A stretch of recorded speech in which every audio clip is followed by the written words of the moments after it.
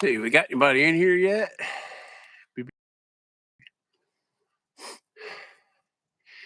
I'll wait a few minutes. I've been wide open. I'm late. This is my fault, not Aaron's fault.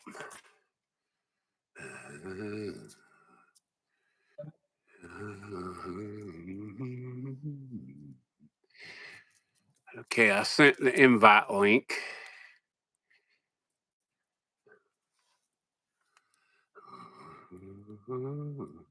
Hey, man, how y'all doing? Marco, Justin? I may have to restart this thing. I sent an invite link to Aaron, and it was showing up on the right-hand side of the screen. Am I supposed to wait till Aaron's ready to go before I hit go live? Let's. How you doing, Emma? Kodiak Edge. Oh, here we go. We've got one, Mr. Aaron Williams. There he is. Oh, what's going on? Man, this has been a day, Bo. Has it really? Yeah. It got busy like an hour before I was getting ready to do this. That's the way it always goes. Well, I fell asleep in my daughter's room, putting her down. I woke up 9:15, and it was like, oh crap! I need to get stuff done real quick. Hang on. Yeah. Did you get that coffee made, bro? Yeah, I did. Yeah, I didn't even take time for the coffee. I got the, as Tim School officials say, the pepper monster drink. Me thirsty. The monsters? Yeah. Just drink more and more, huh? Yeah, you just got to drink a few more, that's all. Let's see if I can get to hook up for me. I'm all crooked here. Yeah, this is what you call running by the seat of your britches. Huh? It's Kodiak Edge. How you doing, buddy? No, Cooper, son, I don't know. You are intent to get a tattoo, ain't you? How you doing, Jason? Hey, Jason. Kodiak. Scrolling through. I need to adjust my comments. Does that ever change anything for anybody? The comments. What's that? Changing the comments from top comments to all comments or whatever it does. And I've never noticed that it adds or takes away any comments out of the section. You know what I mean? I follow what you're saying, but I don't know anything about the applications in this thing. I just hit go live and let the chips fall where they may. Yeah, gotcha. That was bright. Raybo. So what you been up to, Aaron? You working on any more cool stuff? Nothing. Not since your slip. Yeah, I don't think so. Just cleaning and sharpening knives. Yeah, that's about it. Yeah, that's pretty much what I've been up to. I've been working on my little rifle thing a little bit. I should be done with it maybe tomorrow. And what was that? It's kind of funny. I'm sorry? What were you working on? The little rifle bullet holder thing. That. Oh, awesome. That's and make one from a shotgun. Yeah, I may be done with this tomorrow. There's a little bit more to it than I know. There's sure to be good, and it should last. She ain't coming apart, huh?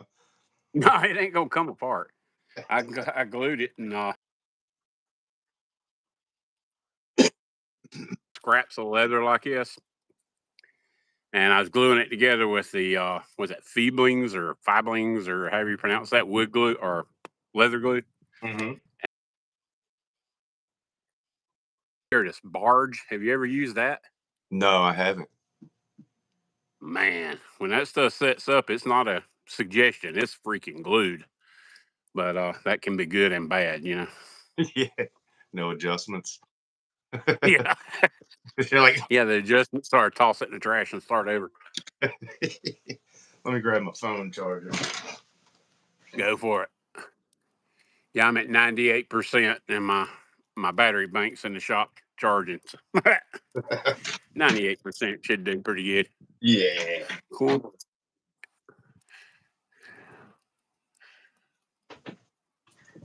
Cornbread is terrible.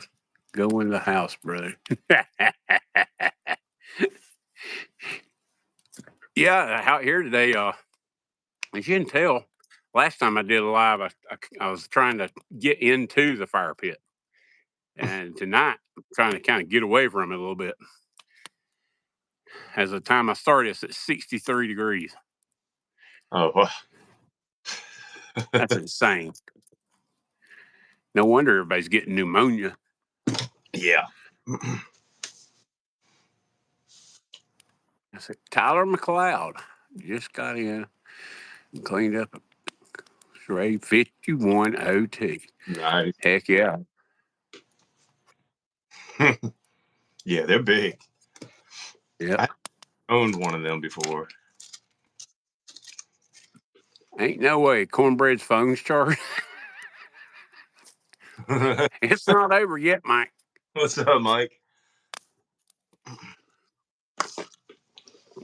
Hey, I got some on order. They should be here Monday for your knife, Mike. I've had Mike's life, a knife that he sent me for a little while, and I got sidetracked on other things, and so I'm gonna get that thing put back together for him quick this week. Hold it down a second, Aaron. I got to run and grab something right quick. All right. Hey, Emma's in the house. Dennis, what's going on, Dennis?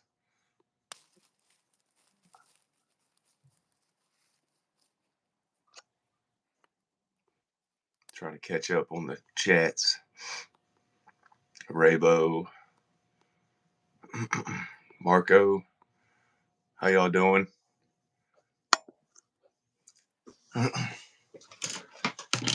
Oh.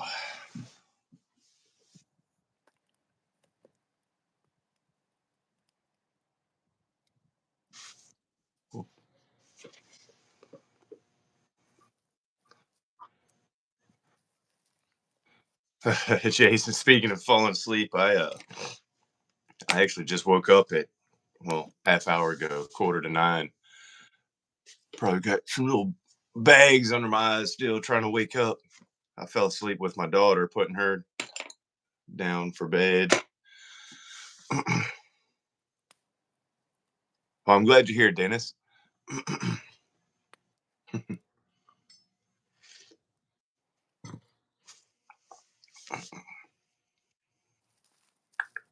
Let me grab. You didn't eat my phone, did you, Cooper?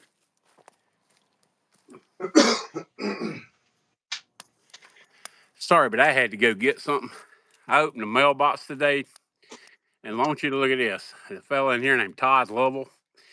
I sent him some stickers and a bead and whatnot. I want you to check out this dude's logo, man, if you haven't seen it before. And who is this? His name's Todd Lovell. Make sure I'm holding it right back up, right? Garage. The Shaggy Grass Garage, Allegheny, New York. That's awesome. Is that not the most awesome logo you've ever looked at in your life? Like a take on the old Rat Fink. Yeah. You know, with the hot rods, and he's like with the big old gear shifter, and Yeah. that's awesome. That's Well, my sticker board in there has got a painted metal cover, so it's going on there. Yeah, that's cool as can be, boy. But yeah, I had to show y'all that. That's cool. That is cool. On the Edge 72. How you doing, buddy? Mr. Dennis Whipple. G'day, Jim.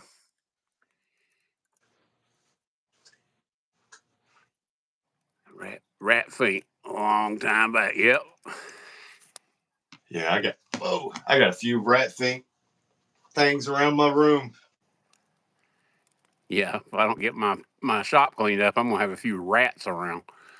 It's a freaking mess again. That's what I've been working on the last hour and a half. Turn this on. Yeah, Todd, that's got to be, well, in my opinion, the coolest logo I've ever seen. Yeah, that is pretty sweet. I like that one. Yeah, I had to throw that up there. That is awesome. Well, starting off a little bit slow. I take it all you guys know Aaron. Heck, everybody knows Aaron, you know. Be like me, there ain't no room for no rats. Yeah. Yeah, I wig out on rats, man. Yeah, I got a little rat fink keychain hanging from my light right there. I got like pins and stickers, and I got a rat fink's little figure out in the garage, and got all kinds of little rat fink stuff. No rats, though. Two legends on the screen, and I don't know about legends. Yeah. This one. There's Mr. Juddy. I gotta give Mr. Juddy a shout. Juddy and Jared at J&J True Outdoor Adventures. If you guys aren't subscribed to them, man, y'all need to check their stuff. I like Juddy is one of the first guys when I started my channel that I could ask questions to, and he would give me detailed answers and help me do something. And I appreciate you, Juddy.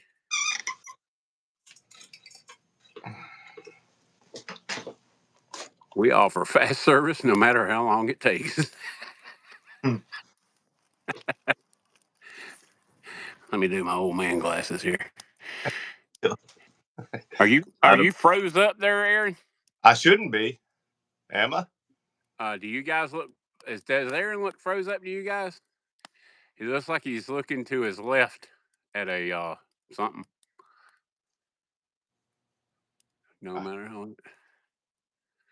Is it me? Is it me? Or has he started breaking up? You might be. Somebody else did say there was an issue with the your Wi-Fi or something. I guess it was.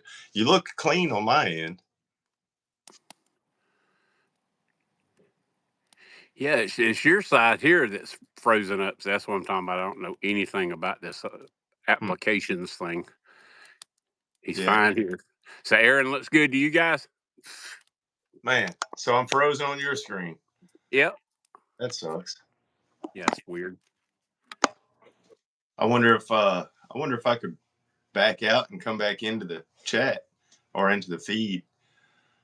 Hey, give it a try. Worst case scenario, we'll just start it over. All right. You gotta get out front of the tripod. And of course the smoke is following me. All right, fellas and fellas. Wind direction change. Whew.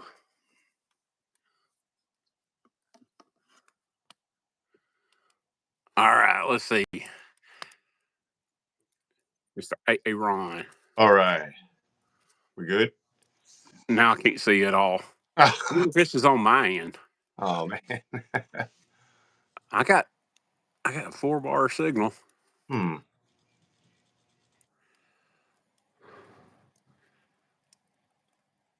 Oh, there you are. And maybe YouTube's just slow tonight. Yeah, it had to ship the signal up here in the hills. Yeah, up into space. Yep. Is that outer space or inner space? I don't know. That Elon internet struggling. That's something I don't think so. I've got 4. It's bouncing between 4 and 5. I haven't looked at the upload download speed, but that's usually really fast. Wi-Fi via chickens. Yeah, I got chickens on a treadmill. They must have got tired. Somebody asked, who was it? Somebody asked who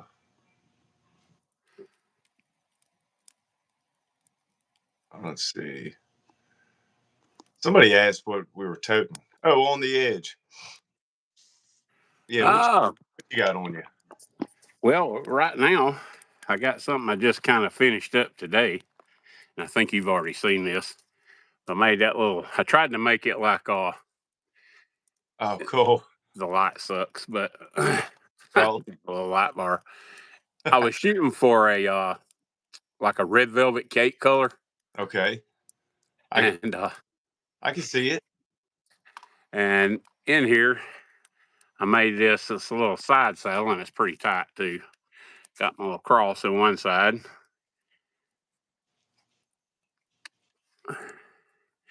And that's one I picked up this here week. Oh, nice. The Baron Sun. And digging it. Of course, I dig all these big trappers, man. I'm not hard to please. I had one. I traded that one with a group of knives to HT, and I miss it. I think I might have to, I think I'm gonna have to get another one back. Well, you remember we were texting the other night how much I told you I got this one for? Yes. I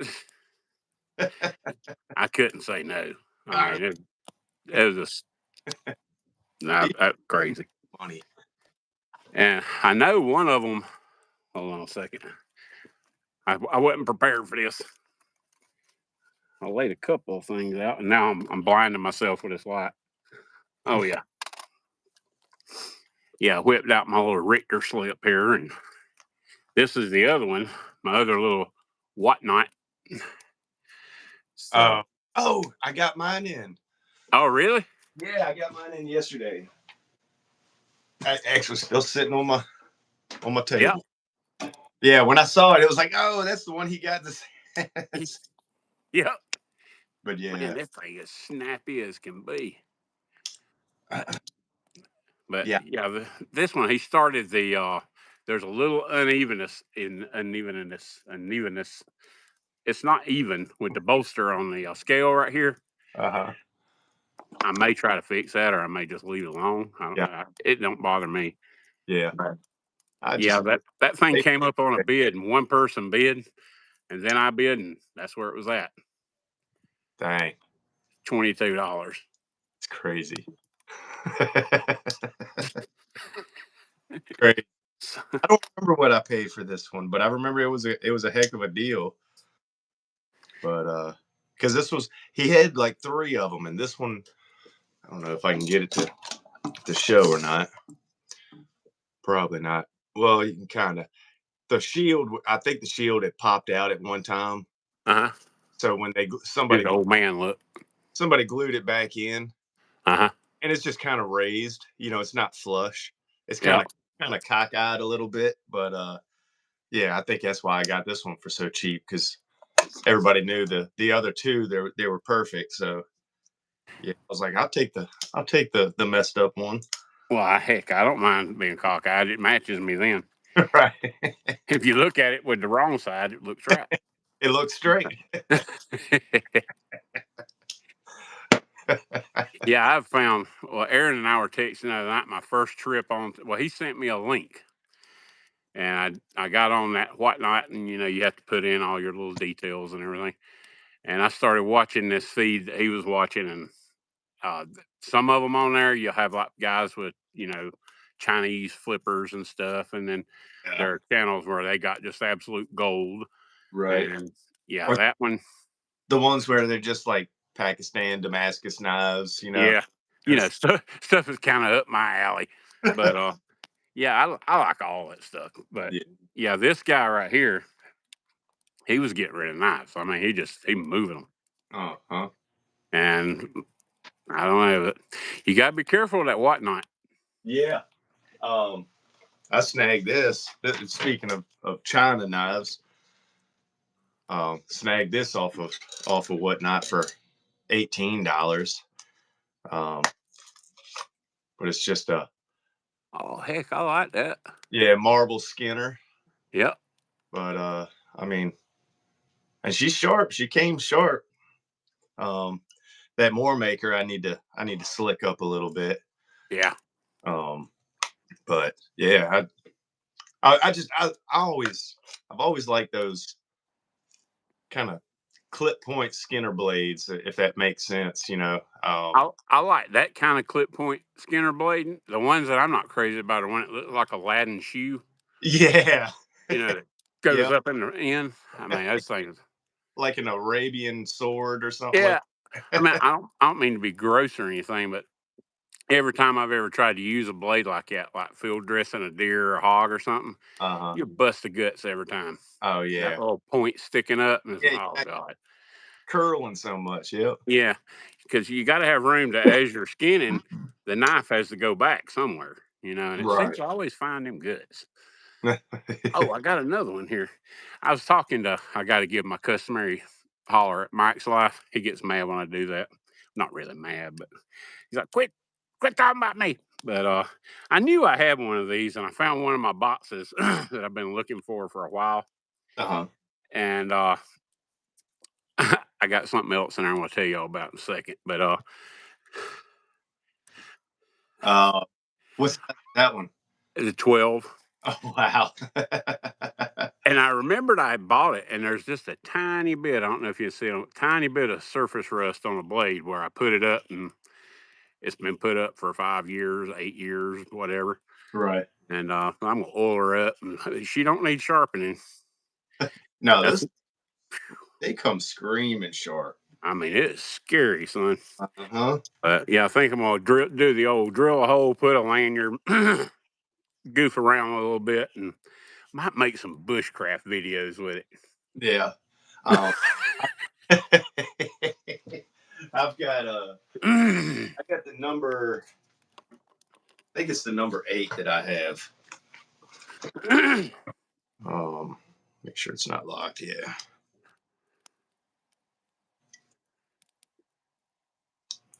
Yeah, I think it's the number 8. I thought it was. Yeah, there it is. I was like, where is it written? But I've kind of toyed with, and I know other people have done it, but taking this kind of hook off right here and Uh-huh. just rounding it a little bit so it kind of, because this one's a little bit shorter. The longer ones you Yeah. probably feel it as much, but yeah, that corner kind of digs into the that palm or whatever. But Yeah. toyed with kind of rounding that a little bit and taking a Yeah. little off. I got a 4 and a 9, and the 4 cut me worse than I've ever been cut in my life. Really? Yeah, for that reason. My hands are so big, Uh-huh. and you grab hold of it, and you're grabbing, you know, you got either got a finger and a half hanging off the back end or a finger and a half Or on the blade. yep. Yeah, that's when you need to put like Dremel out a little finger notch. Yeah. Press your finger up there. Yeah, I thought about putting like a giant sharpening choil in the back of it, or a troll, either one. It don't matter. But yeah, this one's this one's riding in one of Brother Steven's slips that he sent me. Yeah. Yeah, I pulled out a couple of Steven slips the other day. That's something I wanted to talk about, man. And I know I talk about it all the time, but it kind of impresses me because you see all these guys. You go from Matt knife crazy to somebody like you to make Cutler great again, Mike, and on around the. And I shouldn't have started doing that because now I'm gonna forget half everybody, and I'm gonna think I hate their guts or something. But all these people, they all make really awesome stuff, but they're all totally different. Yeah. I was talking about it with Richter the other night in one of my lives, and he was saying it's almost like you can see a slip in a picture and almost tell who made it. You know, Yeah, I mean, I certain think ways, that's but cool. it's almost like a model of a car or something. Like, oh, that's a Richter slip, and you know what I mean. It's just, hey, that's a Chevy Camaro, but And do you know what kind of leather that this fire is going to kill me? I'm going to have to relocate the camera. But what kind of leather he uses on a uh, standard basis? you mean Richter? Yeah. Um, I don't, because I know he tries different stuff. Uh-huh. I've heard him mention it. I'm trying to think. Somebody in here they'll probably know, but Yeah, I can spot an AW slip a mile away too. I got 2 of them in the shop. I'm about to have a third one. he said with eye bookers. Yeah, look. Well, Well, thank that's one. I like the kind of rustic thing, and maybe I'm using that as an excuse for my ability, but I like this thing right here. I hate to keep bringing this up because it's not done yet. I won't even show it. That thing right there, I didn't use any tape measures or rollers or straight edges. And if you look at it, you can see the imperfections. Right. But and I don't know if I've told you this before, but I spent a lot of time at the reservation up in North Carolina, going to the under these hills and going to the museum. And I met a guy up there named Charlie Bobcat who was on tribal council, and he teaches a lot of the traditional makery stuff up there. And like the Native Americans, they didn't have any rulers and things, of course. So they used their first knuckle and their second knuckle on that finger and their first knuckle and their second knuckle on that finger. And it's all, as long as you're the same down here as you are up here, it don't matter. It's kind of like hillbilly measurements, so I fit right in. You get the gazintas right and you're pretty good to go. Right. And then I look at you and guys like you, and you guys have this thing that just, I don't know, looks like lightning hit it at the perfect angle and cut the leather, and the stitching is perfectly straight. And I'm like, honey. And I've watched you guys. I know y'all say what you do, the grooving, the sewing lane, so to speak. No, yeah, I don't. Well, and I don't use the actual groover that actually will groove the hole. They've got the groovers that actually cuts it actually cuts a groove. Use one that just kind of almost embosses a groove, if that makes, you know what I mean. It just that's what I use. But yeah, it's and if your edge ain't straight, that line ain't gonna be straight either. Yeah, So, that might be one of my problems, the gazinta fingers and everything. But yeah, if that line's got a little wobble in it, so is that, yeah, stitching groove. And I've been using scales to measure things when I measure them, and the scale is basically a metal ruler. But in the machining world, everybody calls it a scale. And that's what I've been using. When you get halfway down your cut and it slides. right, I know. And so today I went to Hobby Lobby and I bought one with the cork back on it. So maybe we can fix that part. Cool. Yep. Yeah, that's the worst when the ruler or whatever you're leaning on kind of slips a little bit. Yeah. Yeah, I had one slip and about lost the end of my thumb. Yeah, I haven't really had an issue with one slipping here. Now that I say that, the next one I probably will. But yeah, I hope not. I mean, yeah, I watched a guy on YouTube Wednesday or Thursday, and he's got a laser cutter printer thing, and he puts his little design in there and puts his piece of leather in there and touches off the corners. The machine figures out how to. I mean, some of them will be sideways, some of them will be. It'll nest them, and he'll make his logo, his maker's mark in it. It'll cut them out. It makes all the holes for the stitching and all that. That's cool. Don't get me wrong, right. but that takes all the fun and individuality out of it. Well, then who's making it? Yeah. Are you making it, or is that machine making it? Yeah, some guy named Wan Hong Lo in Korea is actually making it, because he designed the machine. Right, But exactly. Yeah, 80% of it's now machine work. one of them fancy wheel cutters. I bought one of them spaghetti cutters, pizza cutter looking things. Yeah, no, it's not for me. Yeah, I haven't tried one. I just like running a razor blade across it, and Yeah. I'm sure they, but I'm just used to. I use razor blades all the time, so Yeah. Yeah, I bought a garlic knife, open nails, as a matter of fact, garlic knife. It's like a little miniature hawk bill kind of thing. And I wound up, somehow I had two of them. I sent one to somebody else, and that's pretty much what I cut everything with. Either that or just a Stanley utility knife. I'm going to have to move this camera because this smoke's killing me. Let's see. Tyler, I haven't done my live yet for the giveaway. The giveaway just ended today, so I put a pause on the comments, so no more comments can go on that video. But yeah, so we'll be going through all that real quick, and then I'll be doing a video announcing the winner. Did Mama find you yet, Travis? I don't know what that's about. Oh, gave up willingly. I like tuning in at the back end of a conversation and trying to figure out what's going on. Yeah, and work your way back. Yeah.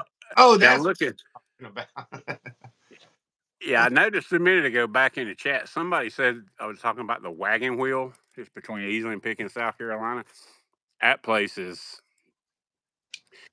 if you like case knives of any sort, that place is grown man Chuck E. Cheese.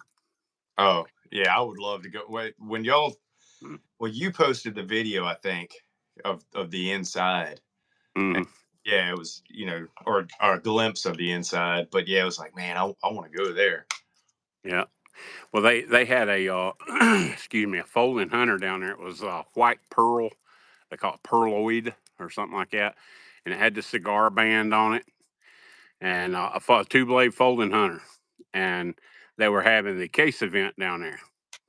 And I asked the lady who runs the place, I said, Miss Lisa, I said, I'd like to get that. Well, she was like bombed. I mean, bombed. Well, I'm in there all the time. And she said, which one were you looking at? And I told her, and she said, I'll tell you what, as soon as I get done with this, I'll go get it out for you and put it behind the counter. Come back and check with me in just a few minutes.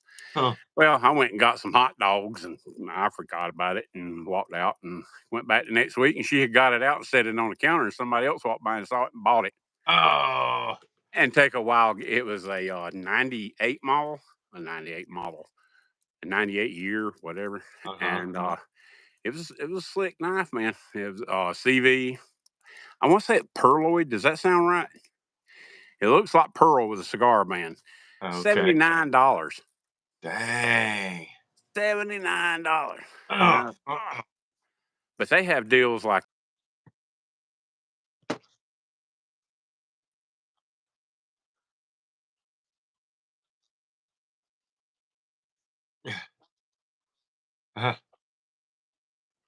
Oh. $59 bows down there, jumbo trapper. Oh. And I knew a lot of people collected Tony bows, so I traded it off. Got it. And I bought that one for $79. Mm. And they got some killer deals down there. Man. Somebody got nuked by Jason Beecher. I like to watch the nukings going on. Somebody. Oh, you probably. You're the host. That's right. I was like, I don't see that. Am I froze? You're good on my end, but somebody said that.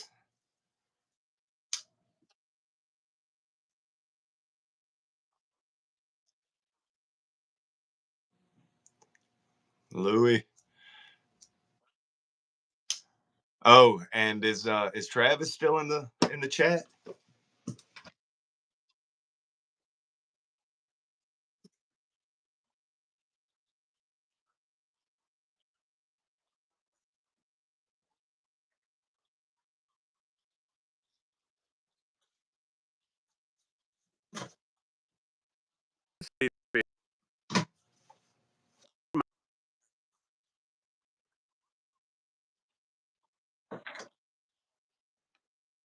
I have to give me things, bro. Thank you. I appreciate it. I'm not going to block somebody else's blessing. That's another Max Life thing. Froze on my end for cornbread.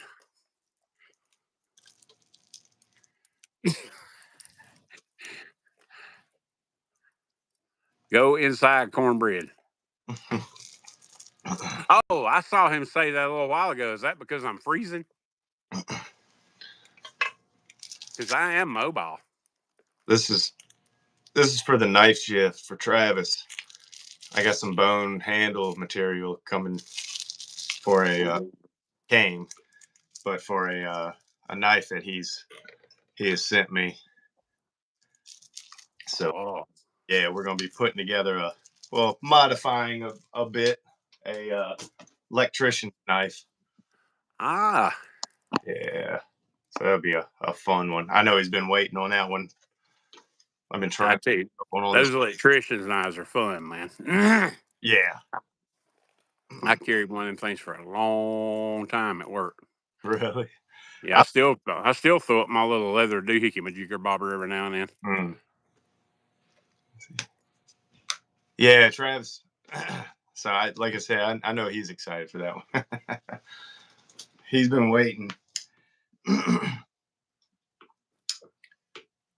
right, everybody, if I am froze, type froze, or if I'm not, just type the word not. And I'm mobile out here. I can go anywhere I want to. I just pick the whole tripod up and move. Electrician's knife garage sale yesterday for $5, but I'm not. Does that mean not froze?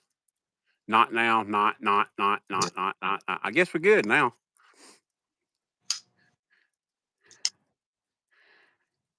All right, cool. Yeah, Kodiak. I haven't made a sheath for that knife yet. I got too much of other people's stuff to work on. I feel bad working on my stuff.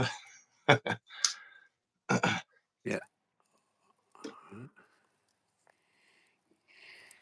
Yeah, you're never gonna guess that box I was telling you about. I found the open L and everything in. Uh-huh. I pulled that thing out, and I had 2 knives in there that I had duplicates of and didn't even realize it. And one of them is one of my favorite modern flippers, Cold Steel AD10. Oh, nice. And 2 of them are the Cold Steel 4MAX Scout. So if we get enough people in here, I'm gonna give one of those Scouts away tonight. If not, we'll do it another night. Of course, I don't know. It might be better to do it when there's not a whole lot of people. That way, the people that's in here, the people that want to be in here, and they're not just here to win a knife. Yeah. True. Hey, Mike's Life Gutsy, GTSY. GTSY. I don't know that acronym. Let me see a picture.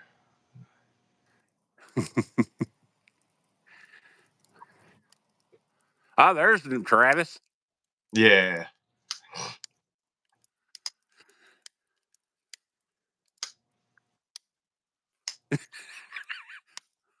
Your turn. Listen to you flip, me flip. I didn't realize. Sorry. I'll put my Yeah, I was doing that. I was like, I'd wait for you to, and then I would do it. There's Mr. Mo. How are you doing, sir?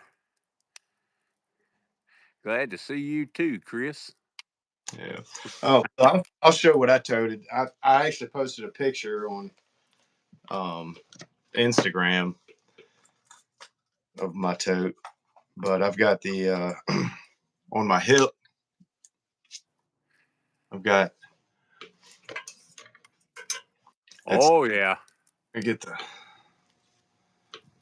There we go. Yeah, it's the Remington. And Aaron pulls out the mic drop knife. But I've got the matching trapper. Yeah, and these are carbon. So this is when they switched to Madison, North Carolina, switched the plant. So when these came out, they were all carbon. But yeah, so that was my tote actually yesterday and today. That's sweet. But yeah, I love these knives. Yeah, I've said it before in those shorts and videos. I blame you for my jumbo trapper fetish that I now have. You're welcome. Hey, it's a good one to have, man. Yeah, I can't get enough. The jumbo trappers, and then that goes into like the single blade lock back, trappers like that one. Mm-hmm. Yeah, Yep. They're some of my favorites. Yeah, that slip you made me. I'm fighting between the double lock back jumbo trapper and the big Baron Sun with the white bone handles doing the jigging deal on there. Uh-huh. And it's not that it's like a priceless knife or anything. I just yeah. And which knife is that? It's the lockback, the 5.5 inch lockback, Baron Sun white bone. Oh, Hold on a second. I'll show you. All right. I'm trying to, because I've got one that was from Bear and Son, but it's not labeled Bear and Son. Stand by. I'll be right back. You're good.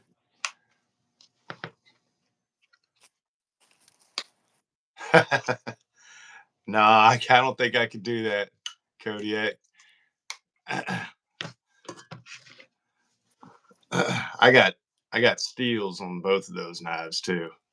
Steals. I think I paid $40 for that full size trapper.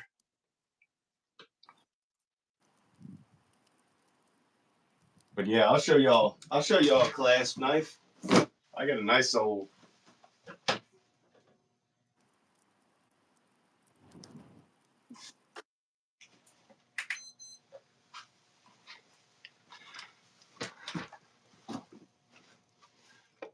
check that sweet thing out.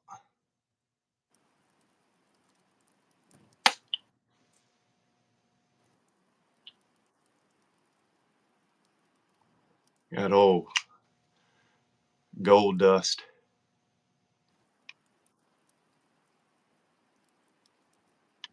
Me? When I already got this one.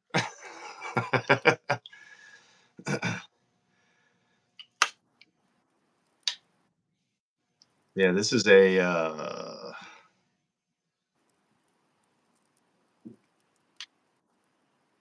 case tested. I can't remember what year this one was. They're 92.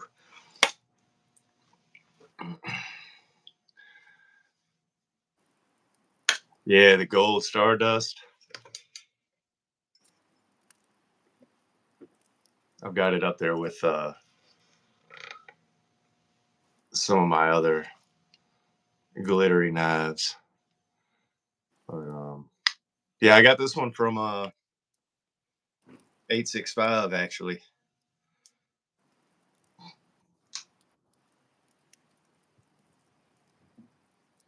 Yeah, this one's pretty sweet. It's got a little bit of teener on the blade. I don't know if I can get that to pick up or not from it just sitting.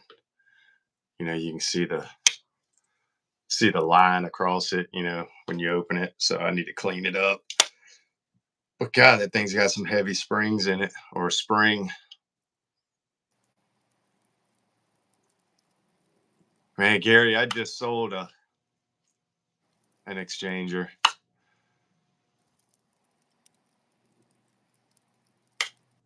I got a Parker clasp, Travis, but I know you're a knife guy. I mean, a case guy. So, yeah, this one's got a number 17 on it. I don't know how many were produced.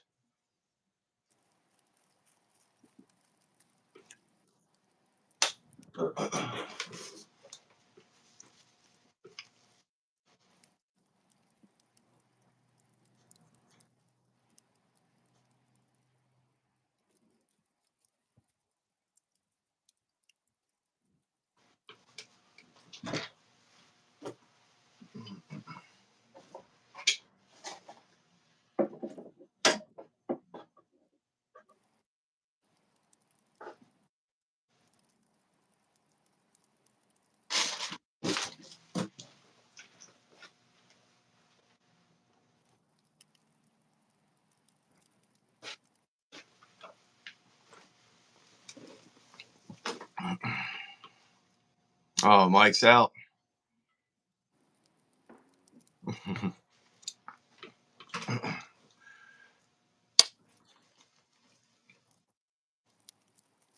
Yeah, I'm hoping Cornbread will be getting his slip. Hopefully Monday. Shipped it Friday, so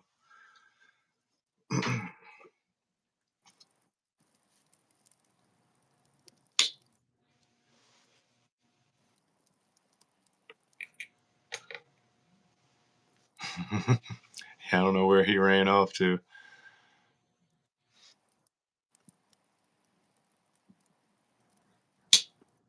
Oh no, it's a nice sheath.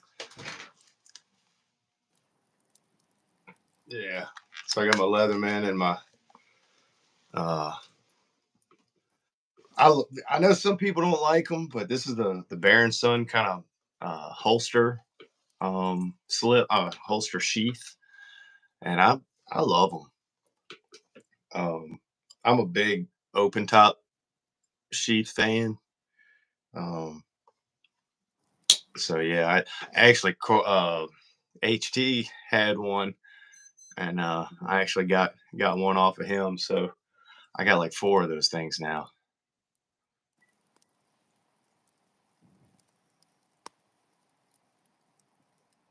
No, I haven't made a belt yet.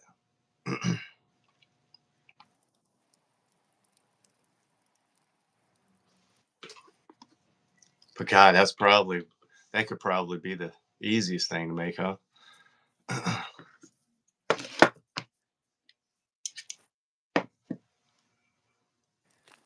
Hey, Radar, what's going on, man?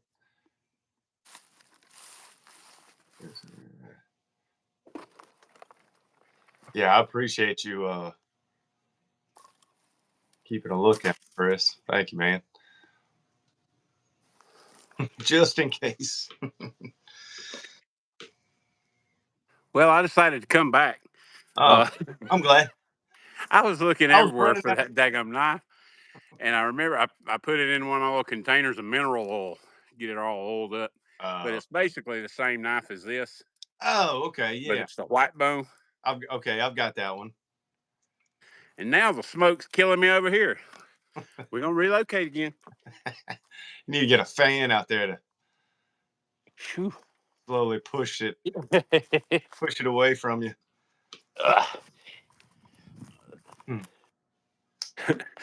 I'm still here. I wonder if that's what was causing the signal to break up. Smoke. Oh, it is. Try a little different positioning. I hope nobody out here has epilepsy.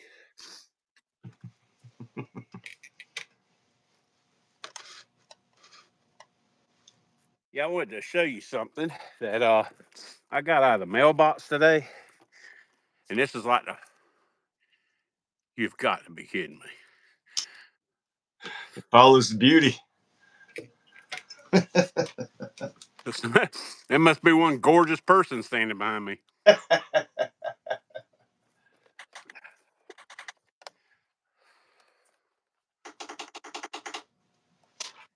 Yeah, you were talking about buying two of the same knife. I did that one time. I'm trying to pick up the Ruby Stardust Oh yeah. case, and I've got like 3 more left to pick up out of the family.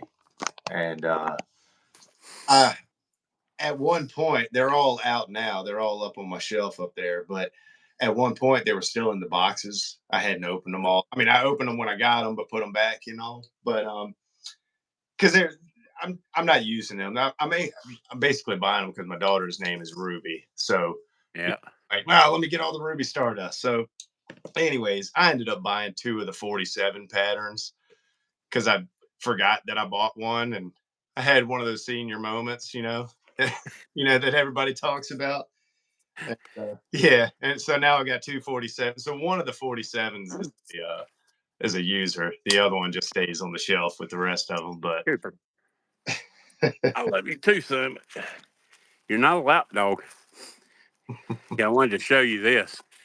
I believe it was you, Aaron, that I sent a picture. I got a real good deal on eBay on an old timer this week.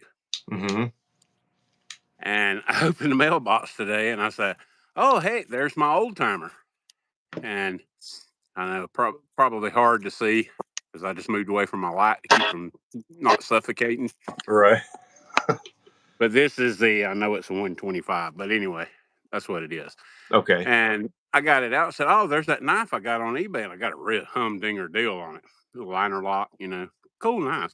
And it's got a really good sheath with it. And I was like, well, daggum, the listing that I was on when I bought that knife said does not come with a sheath. I guess they found a sheath. Well, then apparently this came yesterday. I go back to the mailbox again and check the mail, and I've got another one in there. the one I bought. So, And this one came, from Delaware. Somebody in Delaware, and it had a note in it that I left a note inside. so Jesus. like a subscriber sent it. Yeah, a subscriber sent the exact same knife I just What bought this week on eBay. what are the chances of that? But they didn't put a name or anything. They put a little note in there and it said, "Hey man, enjoy your videos, keep up the good work," something like that. And that was it. No name, no nothing. You Well, know, I thank have an address, but there's no name on my address. It's just an address. I So guess I'm gonna send them a thank you note. yeah, And I was gonna say dear person with no name, thank you very much. But I that's two of them on my watch list. I haven't pulled the trigger on a 125 yet. I still need to get one of those. I don't have but, any well, Henry. don't pull the trigger yet because I bought one. I got this. I won't get rid of this one because I never get rid of gifts. But don't pull the trigger. We'll work something out, and you'll get you a 125. All right. Well, all right. Well, yeah, we'll work something out then. I'll send. Because But now yeah, I have three. I got a 225. I still need to pick up some Uncle Henry's. I don't know why. I always kind of veered away from the Uncle Henrys and more towards the old timers. Yeah, I don't know if anybody else is like that. I mean, they're practically the same knife, but for some reason, it's something about those brown, soft cut yeah, Elrin. I just love them. yeah. And the shield, the brass old timer shield. But I was kind of the same way, especially when I was younger, when these knives were new, Mm-hmm. And well, same with Parker US. I mean, all these knives we considered them. They were the you really can't afford a good knife, so you'll get this knife. Right. Yeah. And now that I have a little common sense, I'm like, yeah, we were idiots. Yeah. Oh, But yep. The right ones all along. yeah, and but yeah, Mickey at Hillbilly Ridge, he gifted me a 225 Uncle Henry, and they were down here visiting family because he's originally from my same hometown, and he lives in Kentucky now, and they were down here visiting family and stopped by a flea market on the way out of town here. The flea market's like 4 miles from me, and he found this 225 bought it, stuck it in the mail, and so he bought it in Pickens, South Carolina, drove back to Kentucky, and mailed it back to Pickens, South Carolina.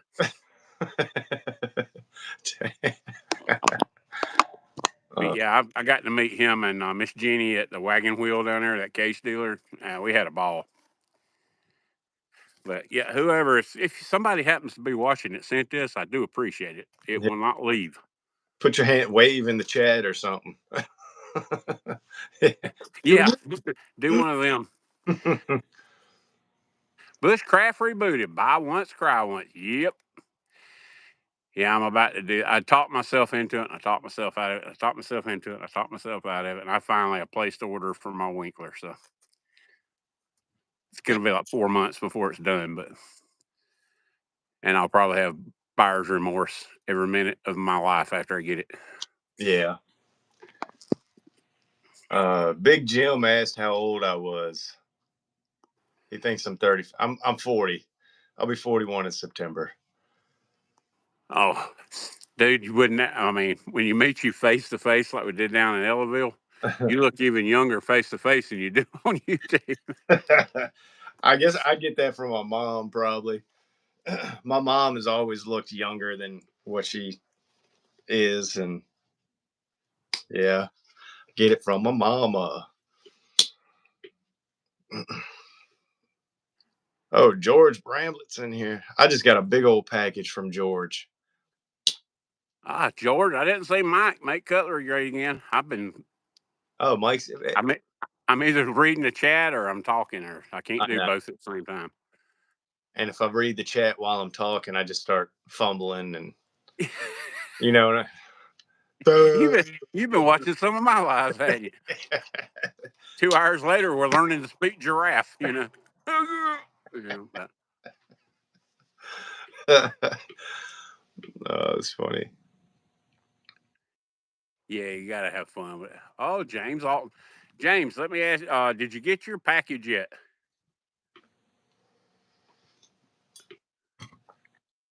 The reason I ask is I checked the tracking on it, and it says inconclusive. That's never a good thing. Oh, hang on one. Cornbread, my birthday is February 21st. I'll be 57. Gary, 57. That means you're a year and a half older than me. It's only a number, dude. Glad you like that area. Yes, this is what I was talking about. I'm catching up with a chat. And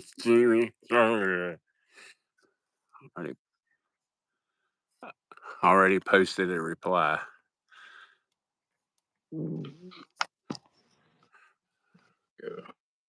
Billy's Blade and Tools. Oh, I got to hit. My God. You ever do that, Aaron? Be reading right along, and then you happen to notice the little white arrow at the bottom. Click it, and you're like 40 comments late. You're a half hour behind. Yeah. I just did that. Yeah, I do it. And it's like, I don't know how I must bump it sometimes and get it to pause, or you know what I mean? And, you know, to pause. Never see that white arrow. What?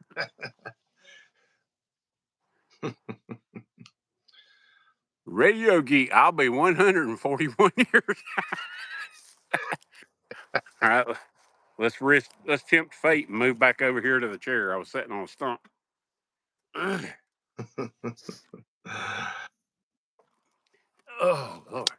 Let me look at my battery percentages. Oh, we good.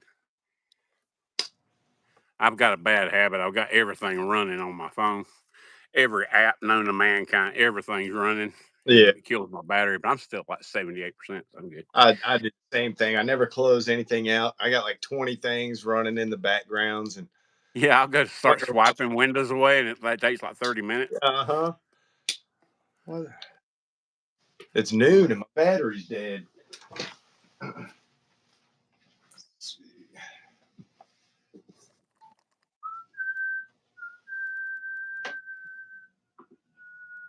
You got to wash away some of that smoke inhalation. 69, Phil 40. Hey, there you go, Jim. It's only a number, man. My great grandmother lived to be 106 years old. She had 16 kids and 48 grandkids. And she outlived all but one of her kids and 8 of her grandkids. Dang. Yeah. And how old was she when she passed? 106. Wow. Yeah, when she passed away, I was 13, 14 years old. My mom went over to their house. You know how the old ladies used to keep hope chests and stuff? Uh-huh. And she had all these chests. And they started unpacking this stuff. And somewhere in the past, somebody had framed a newspaper. And it had gotten real, I mean, it was about shot. But the headline of the newspaper was the week that she was born. And it said, 3 weeks hence, investigators find conspiracy something, President Lincoln's assassination. So she was born 2 weeks after President Lincoln was assassinated. Wow. That's crazy. Yeah. Yeah, my mom my sister's got it now. I didn't want it. I mean, because it was really frail shape. There was no, I don't guess anybody knew how to treat stuff like that back then. And it was like really yellow. All you can read is the headline and the date. Wow. That's still cool, though. Yeah. Kirby Creek. Glad to see fellers under 50 in this community. Yep. But you know what? There needs to be a lot more of them. Yeah. You get looking at pretty much everybody in the knife community now, under 30 years old, flipping butterfly knives, balisongs, or flipper knives, which I love flipper knives too, but I don't think I've ever met a knife I didn't like. Whoa. You want to take a stab at that, Aaron?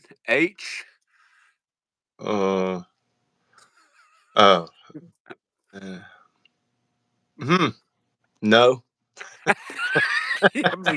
I'm sorry, Yeah. H. No offense, I'm not making fun of your name, but Yeah, I'll definitely not get it right. yeah, Van Lath Lamuana. Oh, He was born at a very young age. I'm trying to. Somebody took out the comment. 37, baby. Big E. What's happening, Eli? Don't talk bad about my PM2. I I don't talk bad about anything except I won't go there. I've got a lot of flack over that one certain little thing. I think I know which one. What a brand knife? Yeah, well, it's not the brand. It's the brand actually makes some really nice stuff. Uh-huh. It's the model. Oh, okay. You know, the bubblegum machine knife. That's all I'll say.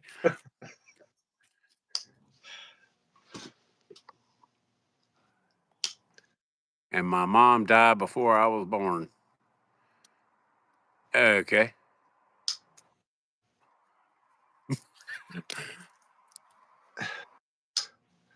All right. Yeah. Come on. Oh, Big E's in the house. Yeah, we all need to be picking his brain on how he built such a banger collection.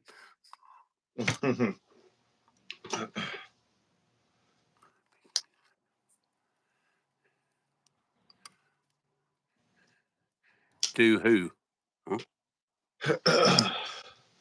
Do who what, Dennis? Anybody want to buy it? Keep it real. Oh, Lord. Oh. Well, my eyes were kind of blurring out. I thought it said keep real HIV. Nope. HV. Who is HV? Let me see who it is. Oh. I can't disclose what's going on here.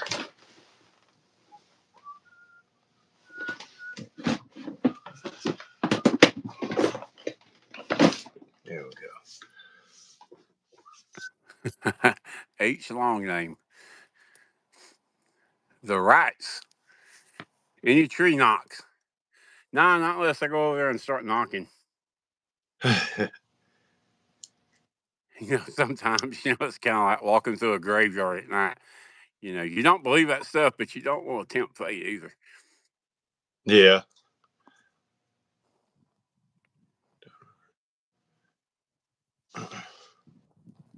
Oh, yeah, I was going to show you right quick. The knife I found that I had the double of.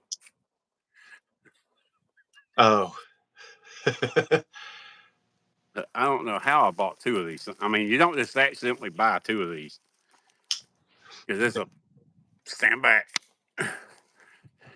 Nice. He's a monster. And what's that one called again? It's the Cold Steel 4 Max Scout. Okay, gotcha. The only cold steel I've got is the what's it called? Is it the Master Guide or Master Hunter or what's it called? Yeah, Master Hunter. Oh, I like that one. Camillus made this one. It's got the carbon V. Yeah, that's some of the old Cold Steel before the thing happened, as everybody talks about. Right. But yeah, Chuck had two of them, and he sent one over to me. That's sweet. Yeah, he knew I was a Camillus fanboy. Yep. It feels good. It's got that rubberized handle. It's just sticky feeling. Yep. Haven't used it on anything yet, but yeah, I bought a Cold Steel SRK a couple of years ago. Yeah, it was this before I started the channel. Mm-hmm. And I kept seeing all these videos, these people talking about how great this $35, $40 knife is. I was like, well, it's the same knife they give everybody in buds training out in Coronado, to become a SEAL and whatnot, Gotcha. I'm saying, well, heck, it can't be absolute junk. And dude, a $35 knife is insanely crazy. Yeah. I mean, I couldn't believe it. And they might sell them that way because they sell so many of them. I don't know. Kind of the Walmart philosophy. Right. Have a Tonto and 2 fishing game, cold steel, and a folding Tonto from the 80s. Yeah, I'd like to get hold of some of the older cold steels. I got an old cold steel slip joint, but I don't know what the model is. Or it's had a rough life. Well, it's had a rough life with me, and it was rough before I got it. So Gotcha. Oh yeah, the new. Yep, I did see that. They've got like two versions, don't they, Travis? Like one kind of higher priced and the other not so. Yeah, it looks pretty sweet. I kind of want to try one of them out. cold steel. Oh, and I do have another cold steel. He's talking about that China cold. I don't have it with me. It's in my bag. But yeah, I've got another Taiwan or China cold steel. It's a folding hunter lockback. I carry that in my bag. Oh, is it the Range Boss? Yeah, I think that's what Range Boss 2, something like that. Yeah. Those things are serious, dude. You got I one? mean, yeah. Well, I It's bought spicy. one about a month or two ago. I went to Tractor Supply. I made a little short about it when I walked into Tractor Supply. I saw it was on clearance for $19. Dang. And I've never seen Tractor Supply. yeah, well the one in it's kind of weird. It's almost like it's like around here we never get any of the Tractor Supply limited edition case knives. Uh-huh. Nowhere around me. But we'll get cold steels in there, and they started putting out a lot of. But I came close to buying an orange Spitfire last week, but I can buy an orange Spitfire straight from the Buck website Mm-hmm. for $69, Right. and they wanted $78 for it. Oh. So I'm like, Yeah. it's kind of like why I can order it and not not even have to burn any gas, and they'll slip it to my door. But Right. probably should have got it. Because now I'll put it on my procrastination list. Uh-huh. And everybody, man, have you tried that Spitfire? I probably owned about every Buck known to man, but that one. Yeah, I did get a speaking of folding hunters, I won a folding hunter on eBay. I think it was $15, but it's the Bear and Son carbon steel, the Bucky's exclusive one. Uh-huh. But it's got a broken back spring in one of the blades. So I'm gonna rip it apart and just turn it into a single blade folding hunter. But for $15, it was like I can't not. Yeah. It's like that'll just be a fun little project. But I don't know which Did, blade to put on. I might just put the Skinner blade on it and not use the clip point. Maybe save the clip point for something else. But yeah. just have a single blade Skinner, folding hunter. Did you ever see the folding hunter I bought down in Ellaville? I couldn't. I think Did you you were buy? still there when we left. I Oh, can't. I did you can't buy it remember. or at Bucky's? Excuse me. Did you buy it at Bucky's? No, I bought it at the show. Oh, I okay. went back. It was so weird because Rasputin's Castle. Uh-huh. I went back here and I was looking at his table, and because he does a lot of tabletop stuff, so you don't really ever see his face. Right. Yes. And I'm looking at all his stuff and everything, and I'm asking him, how much you want for this? How much you want for that? And he's just kind of looking at me and smiling. And I look over the side, and there's a couple of stickers laying there. It says Rasputin's Castle, and I said, "Oh, was he over here?" Where's he at? It was him. I felt like an idiot. But yeah, old Michael, he's a good guy. But the guy right beside him had these. He was packing up, and Oh, he had this stag case folding hunter sitting there, and a couple of other knives.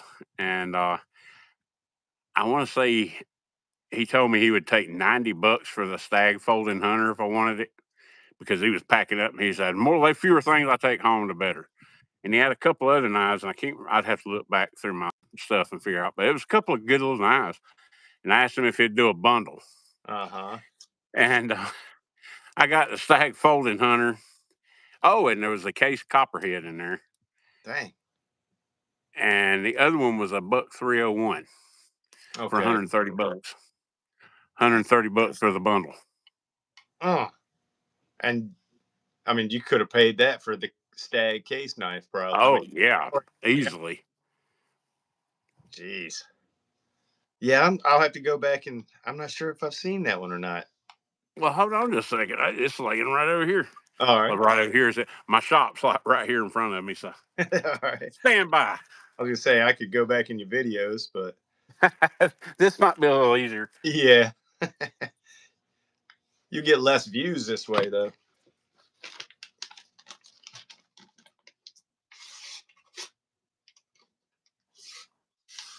Sorry, guys. I was just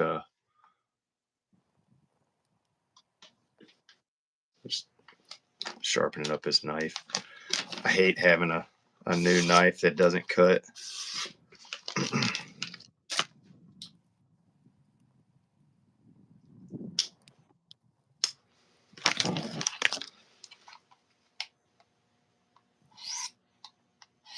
Just a few passes on the ceramic rod and strop it.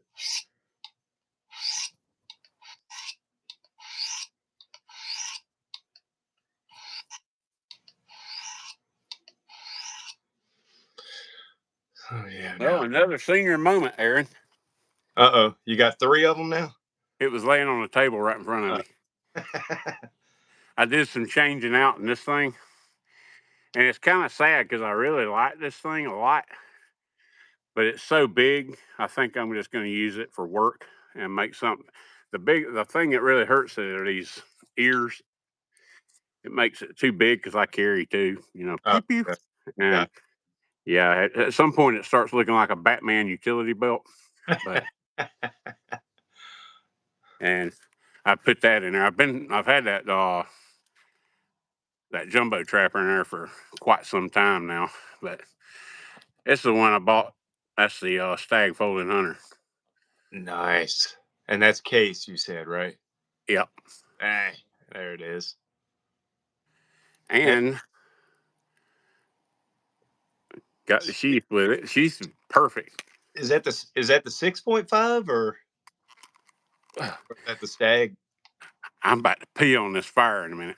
But it's about to drive me crazy. I was just wondering. It was hard to tell in the dark. Whew. Here you go. In the dark. Oh, okay, yeah. Yeah, it kind of looks like 6.5, don't it? Yeah, right now my eyes are watering so bad. The only thing that would make this knife perfect is if it had a lanyard hole. I know a guy that can do that. Really? Mm-hmm. I was about to say, how about half stops? I know that same guy can do that too. Yeah, I actually did. I've got 5 over there that I got to do for HT. He sent me. Yeah, and I did the last batch. I think I did 9 of them for him.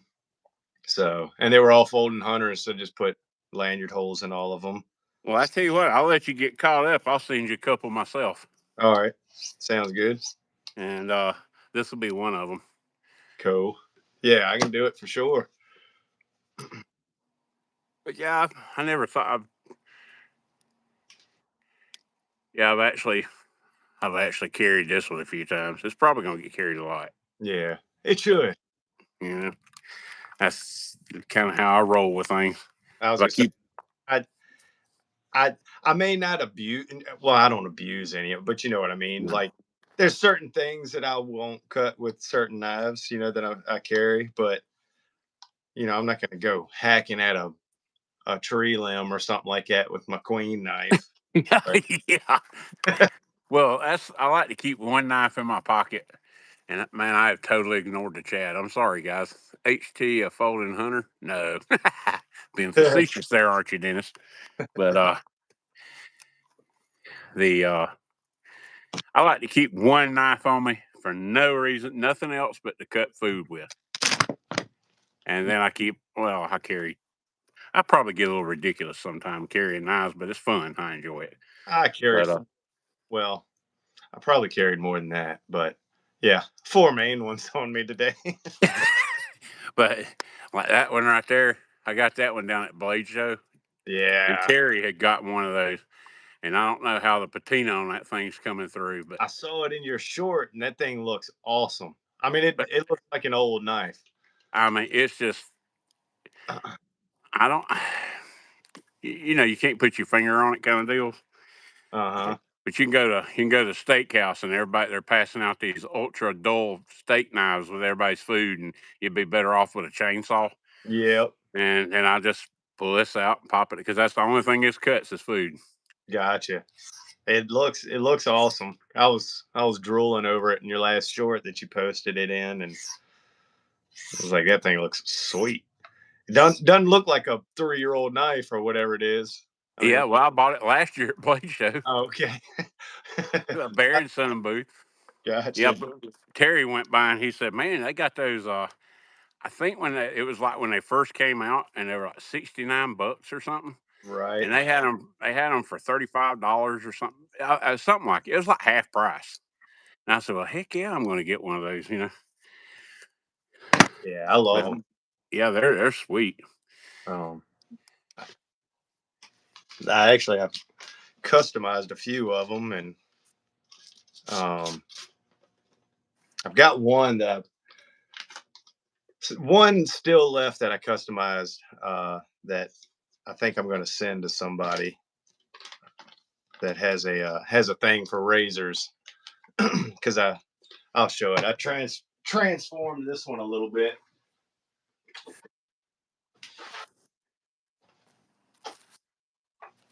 Hey, Coop.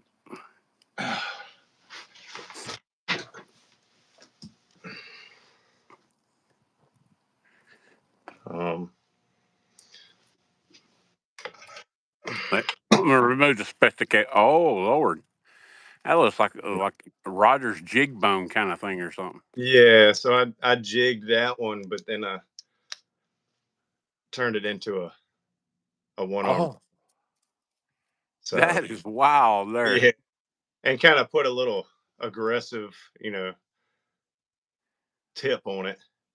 But yeah, there's a fellow YouTuber that's a bit of a razor guy. I think I'm Yeah, gonna send it over to him. I kind of think I might know who you're talking about. You might, you probably do. But yeah, I kind of took a little bit. I tried to make the belly kind of swell, you Uh-huh. know, up towards here, so I took a little bit out here when I was modifying it, and but That looks cool. yeah, it was a fun one to do, and I don't carry it. Uh-huh. Uh, so like I said, I think I know somebody that might enjoy it better than it just sitting in a drawer. But The Williams knife custom spur. oh, Chuck, thought I saw. Chuck's here. Yeah, There he is. What's happening, Chuck? Yeah, I have totally lost the. I need to get some more coffee. I'm sipping, so I don't. Yeah, go grab you a coffee when you get back. I'll go. Are you out too? Well, I brought a purple monster drink. I wasn't too big. Check this out. If you want a knife, a utility knife to work with, cut leather, all that kind of stuff. This is another one I found in my little new box today. Everybody has seen these little cold steels. Oh, okay, It's a Tough Light. Well, this is the Tough Light Mini, and I'm gotcha. holding it right up to the camera. Watch when I pull it back to my face. It just keeps getting smaller. But look, Yeah, even with my big hand, see that big troll in there? that That is an awesome little knife, man. that kind of reminds me. I've got a Boker Plus knife, and it's real tiny like that. I don't know. Yeah, I think the I have. cutting edge on this is like 1 3/8 inches. Yeah. Okay. But man, you talk about the curve, getting out cutting leather and just working with it. A killer little work knives. Yeah. Yeah, it But looks this, yeah, I stout. got a bunch of the minis or the Tough Lights, but this is the little Tough Light mini. That's a tiny little booger. It is tiny. Let me see if I can find this one real quick. Oh, here it is. I didn't have to look long. A rhino beetle.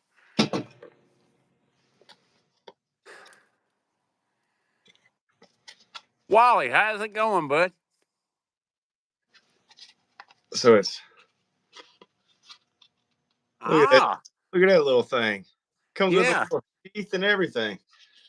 I've had this thing for years, but I mean, Hey, it's but it's so cool. I mean, for it being so small and that little lanyard piece on there, I mean, it fills the hand. I mean, and yep, it's but yeah, that would probably make a cool little just leather cutter. yep. Yeah, it's basically, I mean, if you look at the blades and everything, it's the same kind of thing. Uh-huh. But it's just Yeah. the way you can get around on that with your finger and all. Right. I mean, it's so accurate. But Yeah, I like that. That's cool. now I've got a regular Tough Light I keep dropped in my sock. You know, I ran out of pockets, but you know, I'm not going to be a victim of human trafficking.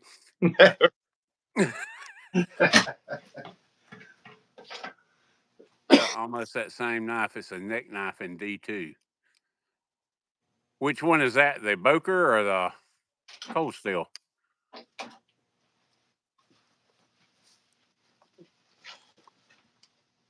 Michael Myers. Hello, hi, hey. Oh, I got a couple Michael Myers figures up there on that Halloween house. Speaking of Michael Myers, Do you still ever do any of the figures and stuff, Aaron? I haven't recently, um, just because I've like kind of gone down this whole rabbit hole. You know. There's only so much time, right? Well, yeah, and yeah, and I did it for so long, and it's just like it's kind of nice just to kind of change paths, and you know what I mean. I mean, not Yeah. that I go back to it, and if I wanted to make a custom figure or a statue or something like that, but yeah, for right now, it's just all leather work and knives. But I tell you, I've the whole leather stuff, and I've found that to be just so much fun. oh yeah, I mean, it's like if I made 10 people a slip, they're all going to look a little different. I mean, it gets boring if everything's the same, you know. Marshall stack. yeah. He's got a Marshall stack full of them. Oh, he's talking about my little figures and all. That's where all my well, not all of them, but a lot of my music figures are. ACDC. I got Angus Young, Gene Simmons up there, the Spaceman, Ace Frehley, Oh yeah. uh, Eddie from Iron Maiden. Oh yeah. I used to like to try to. A buddy of mine and myself, we would draw the Iron Maiden album covers Oh yeah, and draw the different 80s and all that kind of stuff. That was yeah, do the big VH Van Halen's. I mean, we all our notebooks and everything just covered in rock bands, and I guess we all kind of do that stuff. yep. So the flights are The nice shit. Made 4 of them so far. Well, you get good. You get to where you want to start sending some of them out. Let me know. I'd like to get one of them from you, Travis. I want something from everybody, eventually. the rights. Mythic Legions burned them out. That's a action figure toy line. Oh, I do you? think I've told you before. My wife has a nephew who does the like the World of Warcraft stuff, Mm-hmm. that kind of thing. I'm not really up on it. And Yeah. he does the landscapes, the scenes. And some of these things will be like 10 feet by 6 feet, and he right. carves all this stuff out of foam, and it's crazy. Yeah. Well, that's what that house right there. That's a lot of like the insulation, the Pink Panther insulation foam. You see it, Yep. Home Depot or whatever. But yeah, that's what I use. I got a few of them. I've got like a inside of a castle dungeon looking one, and then I've got like a canyon that I built, and so and they were just display pieces that would fit in these shelves, and Yep. You use that I can't remember what the coating's called. I made some sign people that when I had my sign shop, people that wanted stuff that wasn't too expensive, I'd Mhm. make it out of that the thick pink foam or blue. Uh, I tried to use pink because it was better. right. But and then there's a coating you put on it, almost makes it feel like concrete. Oh, I is can't remember. it hodgepodge? Is it? No, it's not hodgepodge. Uh, It's a spray. Dang, what's the name of that? But anyway, all right, Gary. Have a good night, man. Twisted Sister. We're Yeah. not going to take it. I want Ah! to rock. I used to love those videos when I was a kid, though. When I would catch them on, where what are you gonna do with your life? Yeah. That, Oh, the little plays they have before the videos and all that yeah, stuff just was cool, man. That's what was the first big poison hit? oh gosh. Oh Um, my, nothing but a good time. oh, okay. And the guy's washing dishes and everything, and his boss is eating, and he opens up the door of the kitchen, and there's a stage. Yeah, those '80s music videos, man. They had some good ones. Yeah, yeah. We had the high school I went to. We had an organ in the gym, and the Uh-huh. only reason the organ was in the gym is they push it out the side door, and there was a little concrete pad, and it opened up to the baseball field. You got to play organ at the baseball games, and they'd pull it into the gym to keep it, out of the weather and whatnot. And we left band. I started off playing trumpet. I hated it. I couldn't stand it, and I quit band. And the next year, I joined music theory. Blah blah blah. Oh gosh. And man, I wanted to Music pull my hair out. And make you want to quit. yeah, and that's when I bought my first little guitar. Yeah, I had a I bought a killer guitar. Got it for nothing, dude. And it was an Ibanez. It was a full metal jacket version. And walked into the gym, leaving that class because it was in the back of the gym. And there's this guy. His name was Mark Prexler. If he happens to be watching, but he's not. But he's sitting on that daggum organ, and he starts playing Mr. Crowley. Uh, Dun, dun, dun, dun, dun, dun, dun. Yeah. 2 hours later, we're staying after school and everything. I missed football practice because we're in there trying to play Mr. Crowley and totally butchering the crap out of it. but having a blast, I We bet. had fun, man. Band geek here too, drumline, baby. Yeah, I stuck with the trumpet for a couple of years, and I just it just wasn't my thing. Hmm. Is it middle of the night where you're at, Trevor? Yeah, why y'all go live in the middle of the night? Man, we started this thing at what 9:15. I don't even know what time it is. Oh, it's 10:44. Time flies when you're just shooting the breeze. Yeah. Hit a lick, Aaron. Man, I, I'd wake my wife up. If I had a smaller, that's what I need to do. I need to get a smaller amp Uh, because right now, that's all oh, I got now. dude, that's kind of like a grill setup, just in case you didn't already know that. Yeah, it's just and it was that's basically what it is. It's my Grail setup. When I was a kid, Yeah, I wanted a Marshall stack. I didn't care what model, I didn't care. I wanted a yeah, Marshall stack, and yeah, so I finally got one that when I turned like 35 or something like. Yeah. But yeah, and it's just a 100 watt, but of course these are 412s in each cabinet, so it's loud. I mean, Oh yeah. even on. I mean, right now it's not even on one, and it's. I mean, it rattles the room. Yeah. Hey, that's when it's good. Well, Oh you got yeah, I love it. you My got to wife. put some juice in it because when you get those tubes glowing. Well, and Oh, this one isn't a. Yeah, this one isn't a tube amp. oh, it's not.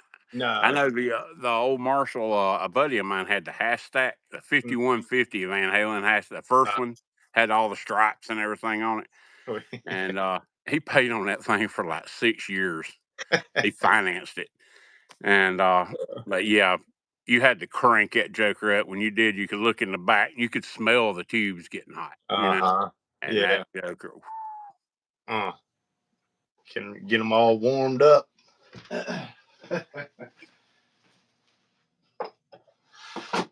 Yeah. Yeah, that's why I keep telling myself, it's like I need to just buy a little 15-20 watt practice amp so I can play at night when I actually have the time.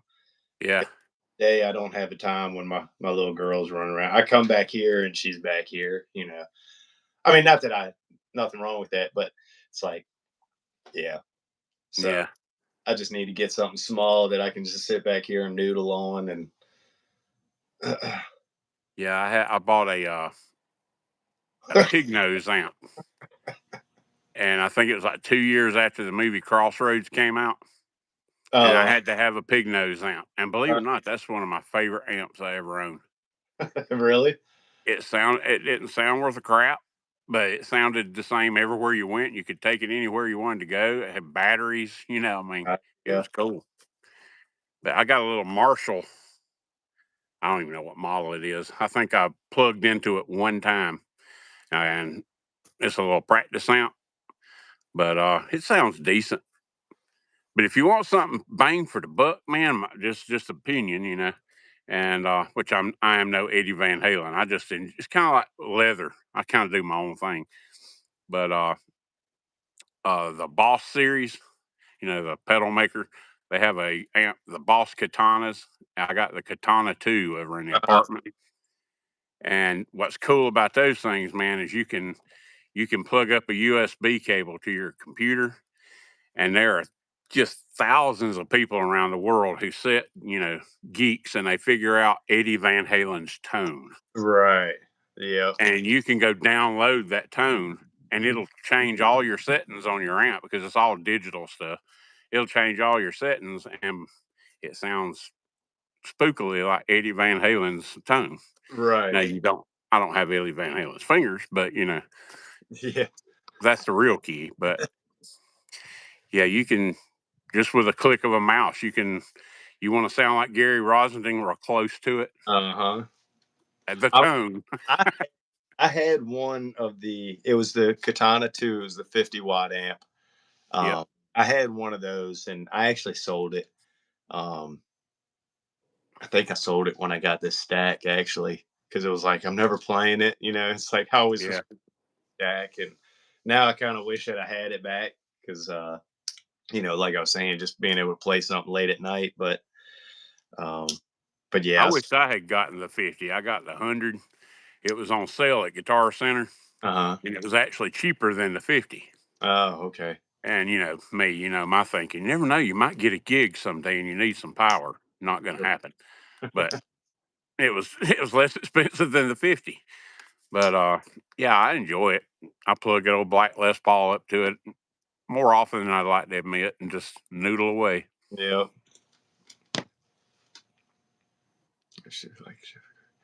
All right. Yeah. Give me one second. I'm gonna Go wait. for it, bro. My buddy just bought a double neck guitar, 12 string and six. Oh man, you know who it's made by, Travis? I know Gibson made one off the Gibson SG. That's the guitars that Aaron has there.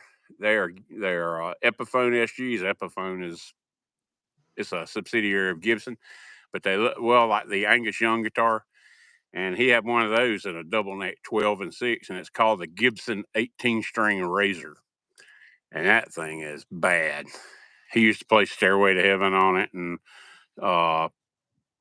Hotel California and whatnot, all the 12 string songs. He's really good. From Alabama. Yes, sir. He's probably playing Fiddle in Heaven. Uh-oh, who is this?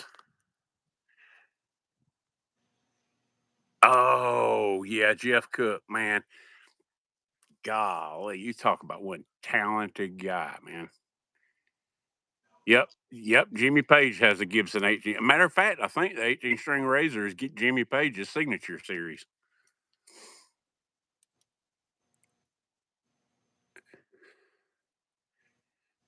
Yeah, I bought a well, I did some trading and some other goods and some money. And I was gonna buy a Gibson Les Paul standard, just the standard factory standard, no special edition stuff or custom shop stuff. And it was like $1,800, and I just don't know about that. Well, I ran across this trade. This guy had a Les Paul Studio Elite with all the gold pickup covers and gold everything, black. And we worked out a deal, some trading. He had just bought the guitar. I mean, it'd been out of the case twice, 2 or 3 times. So I ended up getting it for some trading goods and some cash, and I love it. I just love the sound, and the daggum pickups on that thing are hot. Yeah, I did a somebody, I can't remember who called me out on it, but somebody the other day figured it out. I put up because half of my videos are either demonetized or they just get shadow banned and by YouTube for copyright. And even if you sometimes if you use the music that YouTube lets you use making a short, you'll get a copyright, and you have to go in there and request a review and all that. And then if they find that it's one of their songs, then most of the time they'll change it. So I recorded with my iPhone and GarageBand. I recorded a little 6-string stuff on my J45 and put it on one of my shorts as a kind of a test to see if it would sound it sounded decent. It wasn't great, but yeah, it's fun. But I put that on a short. Somebody called me out on it in the comments. Hey man, was that you playing guitar on that? And I was, oh God, I got busted.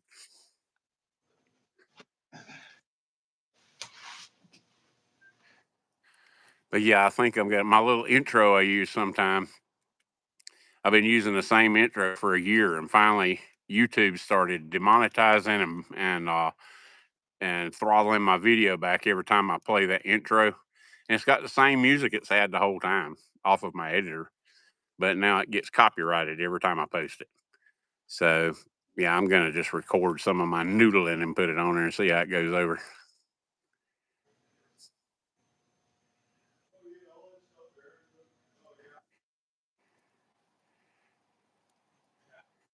Yeah, I wanted a Les Paul so bad. Well, it was between a Les Paul or an SG. And that brings me to another point. One of the guitars I had, I was talking about trading goods and cash to get the Les Paul Studio Elite. I had an Epiphone Les Paul Standard that was twice as good as the Gibson I have now. It sounded awesome. The neck on the Gibson's better, but the sound, because if you get the standard or the custom and an Epiphone, they're made in Korea, but they use Gibson pickups. And if you get the Les Paul custom, the Epiphone Les Paul custom, then the front pickup, the neck pickup is a P90, and that is one killer hot pickup. But can't stand you to yeah you to I enjoy making videos and doing lives and doing all this stuff, Chuck, but sometimes it drives you nuts. You don't know what's good today is not good tomorrow. So you're kind of in a constant state of what should I do? And that shadow of my phone on my shirt right there is driving me crazy. Let's put it on my shoulder for a little while.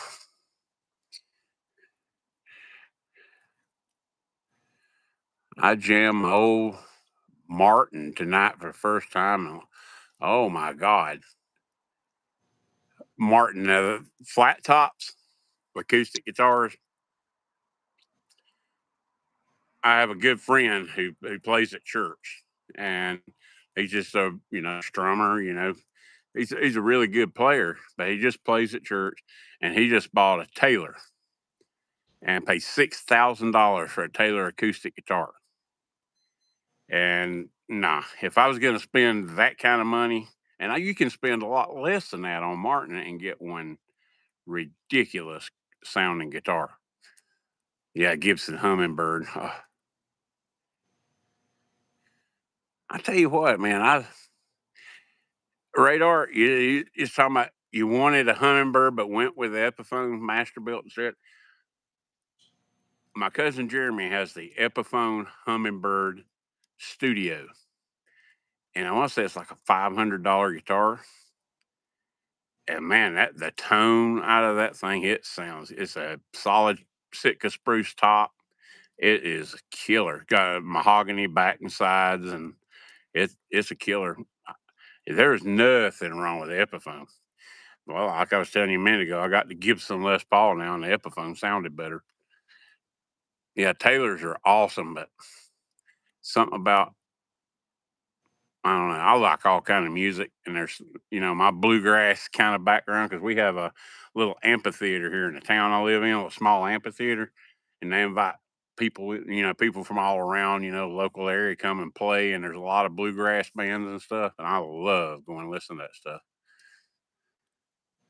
Yep, it's hard to beat an Epiphone Les Paul or an Epiphone anything really.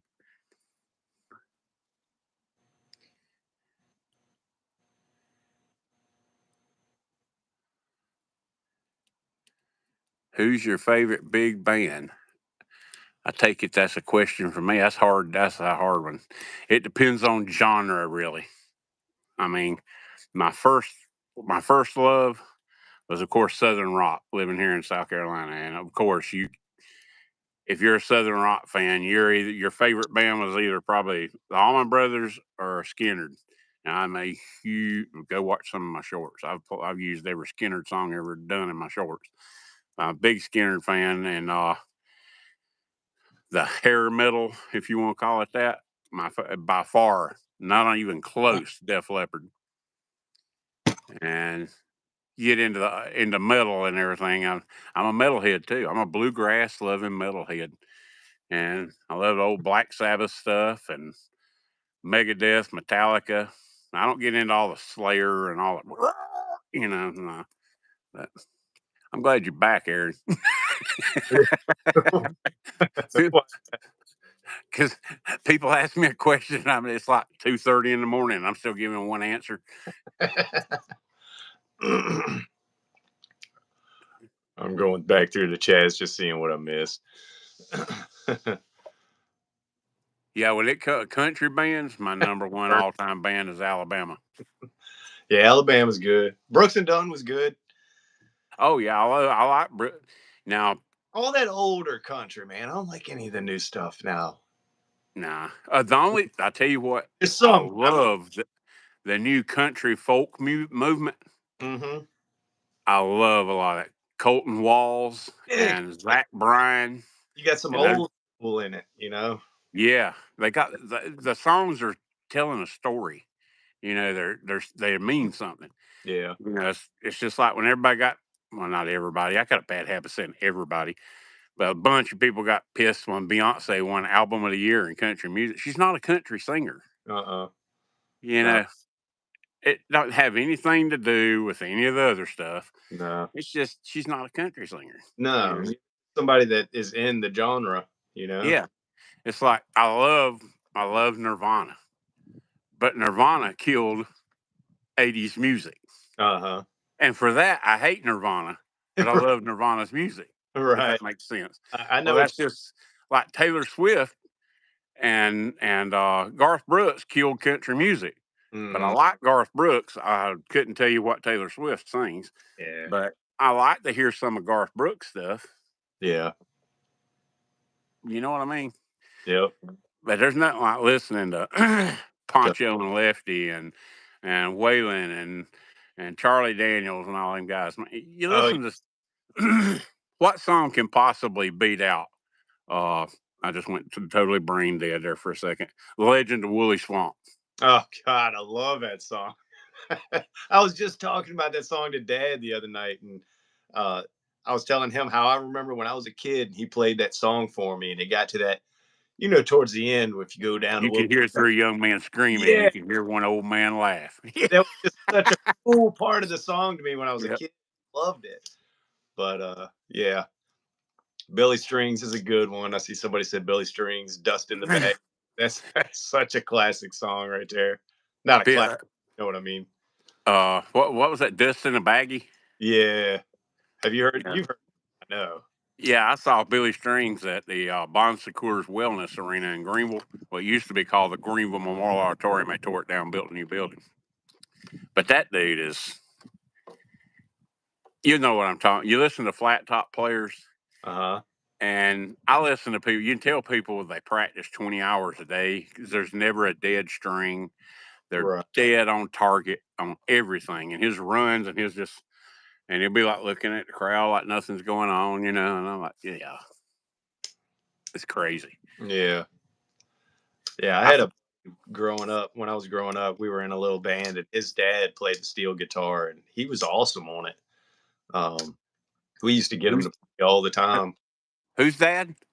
A buddy of mine. When I was younger, we started a little band, and we had a little band. But one of my buddies that was in the band members, his dad played the steel guitar, and yeah, we used to get him to play it all the time for us. Hey, play, I love the sound of a steel guitar. Yeah.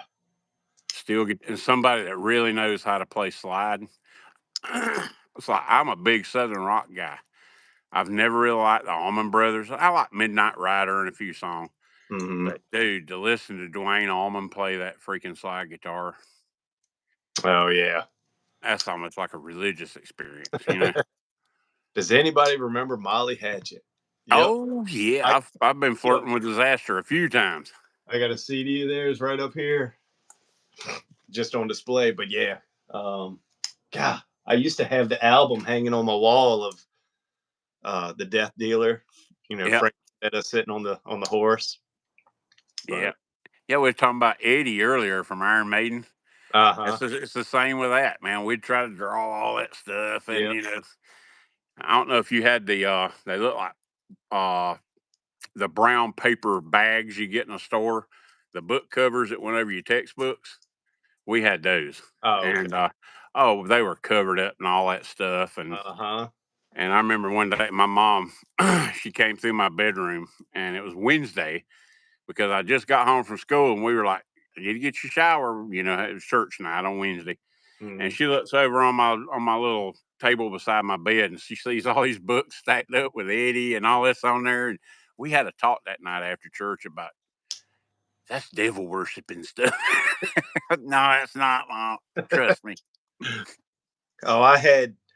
My mom used to take my first cassette tape was AC/DC's Back in Black.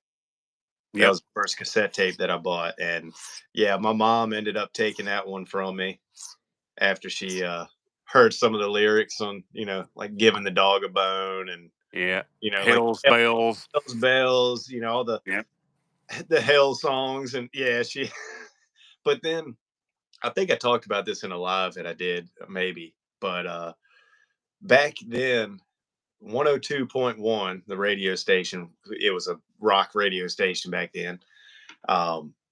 They did at 5 o'clock, it was called the 6-pack at 5, and they would play a block of 6 songs from a band, so every day they would announce who was going to be playing. Well, anytime they did an AC/DC block, I taped it. So I I had a cassette tape of taped songs off the radio of AC/DC that I had made myself because I knew my mom was going to take it if I if I had a labeled AC/DC cassette or something, you know. So yeah, just things I had to do to get around listening to Oh yeah. the devil's music. Yeah, they used to record all our church services and put them on cassette. And if you wanted them, you just write your name down, put it in this box, and they'd Uh-huh. get you a set of them. And my mom had every one of our church services on tape. And Okay. I took several of those tapes and dubbed them over.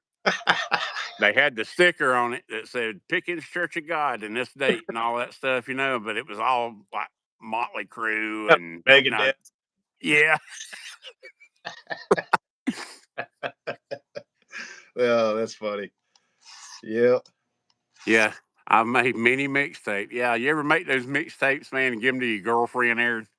Yeah, I did that back in the day with my wife. Oh, Yep. oh my Lord. But it It's was like if I can find the perfect song. Uh, Yeah, I used to sit with my fingers on the record and play button, listening to the radio for a certain song for hours. Yep. Oh, there it And is. then they would start playing that song, and the stupid DJ would talk all the way through the intro and everything. You know, it'd make me so daggone mad.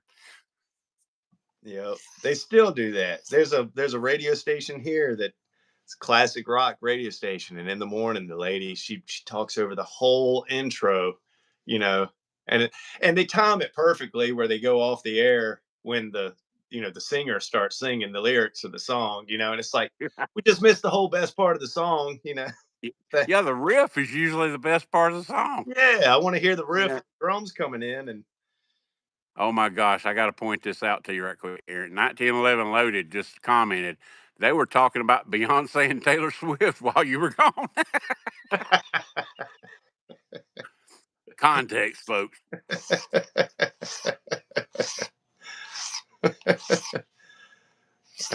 Thanks for dropping in, Wally. You have a good night, buddy. All right, bud. Yeah, Boy, so this stuff brings back memories, man. Chuck said "Whole Lot of Rosie." That's a Oh, one of my favorites. Train from Blackfoot. We were just talking about that earlier. yep. Yeah, Yeah, old we practiced 3 songs. No, sorry, 4 songs. There was a little like a teen club on Friday and Saturday night. It wasn't a teen club, but you could go there through the week and they wouldn't serve alcohol, and it was basically geared for teenagers. But on Friday and Saturday, it was a full blown beer joint with a house band. Gotcha. And you could go there and on open mic night, which was Thursday night, and play and whatnot. And if you were old enough to be in there during the alcohol hours, you could come back on Friday. And it Okay. was basically just free beer and supper, you know. It's Oh, what you were playing for. Well, some tone deaf person that was a manager or something heard us play and invited us to come in on Friday night. And we've worked on this 4-song set. I mean, we thought we had, and to hear our music, it was kind of like Megadeth and Leonard Skinner and Earl Scruggs got together and had the 9-headed baby. It's kind of what it sounded like. uh-huh. And the last song we would play when we got up would be Highway Song. Okay. You know, you'd take that extra that couple of minutes that, you know, everybody on dance floor would sit down on and would come back and everybody go crazy when they heard Highway Song. And about halfway through it, some drunk in the crowd says, "Play Freebird." Freebird. Stop it, cornbread. Left my new Queen Green Bone Sheaths for Barlow in my slip because I wasn't thinking. The Tennessee Midnight Rambler on 101.5 in East Tennessee Saturday. Nah, I don't think I ever heard that. I'd had to have some kind of wild skip down here, and there's too many mountains between us here in the upstate of South Kakalaki. Yeah, I kind of grew up. There was a radio. Well, it's still rock, WCKN Rock 101 here, and there was one called WANS 107.3. That's all I listened to because everything else was like newer country stuff and all that. Yeah. You sharpening a blade there, brother Aaron? Yeah, I was. I could hear that. That's an awesome sound. I was. It was just bugging me that this newer Moore maker didn't have a good edge on it. Yeah, I hate it, man. I mean, yeah, it is a cut. It'd have been fine, but I wanted to slice nice and clean through a piece of paper and. yeah. Be honest with me now. Have you ever had those nights where everything's pretty much sharp and put away, but you're bored? Mm. And you bring something out and you say, well, let's work on that just a little. I need to get it where it'll cut molecules. Yeah. And I've rolled many a edge doing that. Turn them into a daggone razor blade.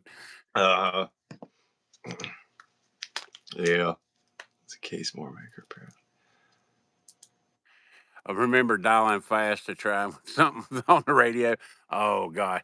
That's like Hank Jr. talking about in the kitchen dialing up the request line. That and those contests. The fifth caller, blah, blah, blah. And you'd start calling, be busy, hang up, call back, be busy, hang up, call back, be busy. And then somebody pick up, the contest is over and hang up on you. Yeah. You wait for the next contest. Yeah. I used to win stuff on the radio all the time. My first concert was Van Halen back when Jerry Jarrell, however his name is pronounced. Yeah, the singer from Extreme. Yeah, and it was when he was with them, but I won tickets off the radio to go see Van Halen here in Richmond, and that was my first concert, and it was where they basically they sped up a song. It sounded like Alvin and the Chipmunks singing, but it was Sweet Home Alabama, and yeah, so you had to call in and tell them what song it was, but yeah, I've got the ticket stub still somewhere around here. I saved it. That was back in '96, I think. I saw them. Gary, I can't remember his last name either, but during that time, freaking Van Halen was good. I mean, he fit the band great. And I mean, they sang a bunch of the Sammy Hagar and David Lee Roth stuff, and yeah, he did it good. But yeah, if you go back, that ain't an album that I listen to when I listen to Van Halen now. But yeah, they weren't any mega hits, right. But yeah, and I wish I really I might lose you here, but I wish Sammy Hagar had stayed with. Me They too. had stayed together. Yep, me too. And I was never a huge David Lee Roth fan. I mean, everything up to 1984, when you left, they made some killer, epic stuff. Right.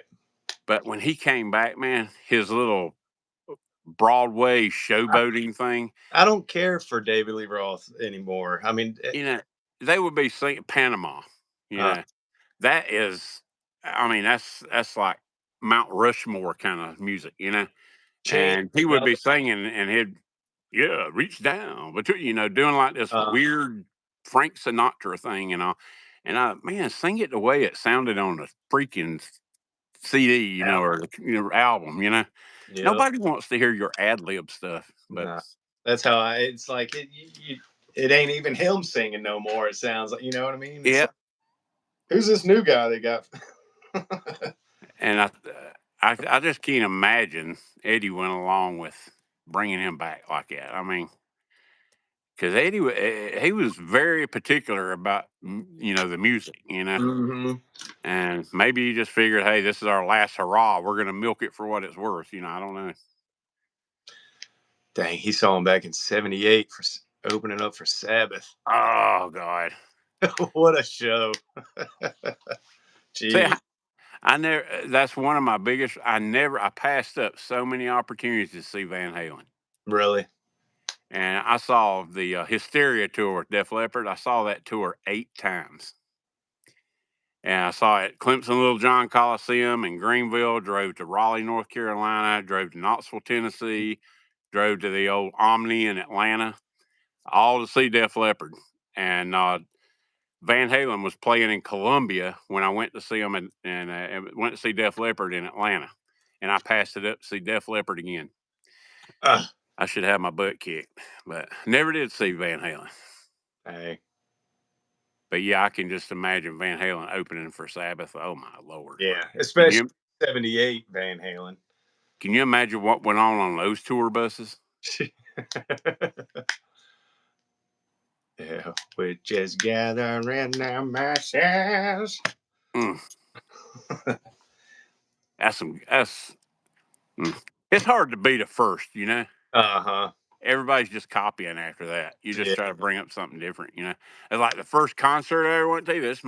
I might have told you this in some of our texts. We've never talked on the phone. Have you ever noticed that? We have text probably 23.7 billion characters during text. But the first concert I went to, my cousin Dennis was about to go in the Marine Corps. He stayed in the Marine Corps for 29 years. But he was about to go in the Marine Corps, and he bought tickets, and his girlfriend broke up with him. And he called me. I was 12 years old. Asked me if I wanted to go to a concert with him. I said, sure, let's go, you know. And my mom had something to say because my mom she had the Marge Simpson hairdo. It wasn't purple, but, you know, she was the Miss Church of God, you know. I'll pray for you, you know. And it took some talking to get her to let me go. So I went, and it was there was a band opening for Ozzy Osbourne. Called Somebody Leaving. Yeah, I was saying peace to Trevor. Have a good one, Trevor. Never heard of them before. The Kick Butt album, Tower Records. Yeah, there was a new band opening called Def Leppard. Nobody had ever heard of them. And that's when I became a big fan. And they were opening for Ozzy Osbourne. And we stood in line, and the tickets cost $9. And they had this guy. The only reason I wanted to go to begin with was everybody at school was talking about this guitar player named Randy Rhoads. And I went, and Def Leppard opened and blew my socks off. I mean, I did just, you know, that moment. I just blew my socks off. And I barely remember anything about the Ozzy set. Oh, really? except the solo of Mr. Crowley. Oh, man. Because that was like, and it still is one of my favorite all-time solos. Yeah, you know? I mean, I love that song. Yeah. But yeah, that's a killer solo. But yeah, I got, and it's so sad because, you know, I saw Ozzy with Randy Rhoads like 9 days before he got killed. I do remember you telling me that. And I don't really, you know, it didn't have that, you know, I don't know. Well, it's my sister and her boyfriend, Randy. They were switching over to disco. and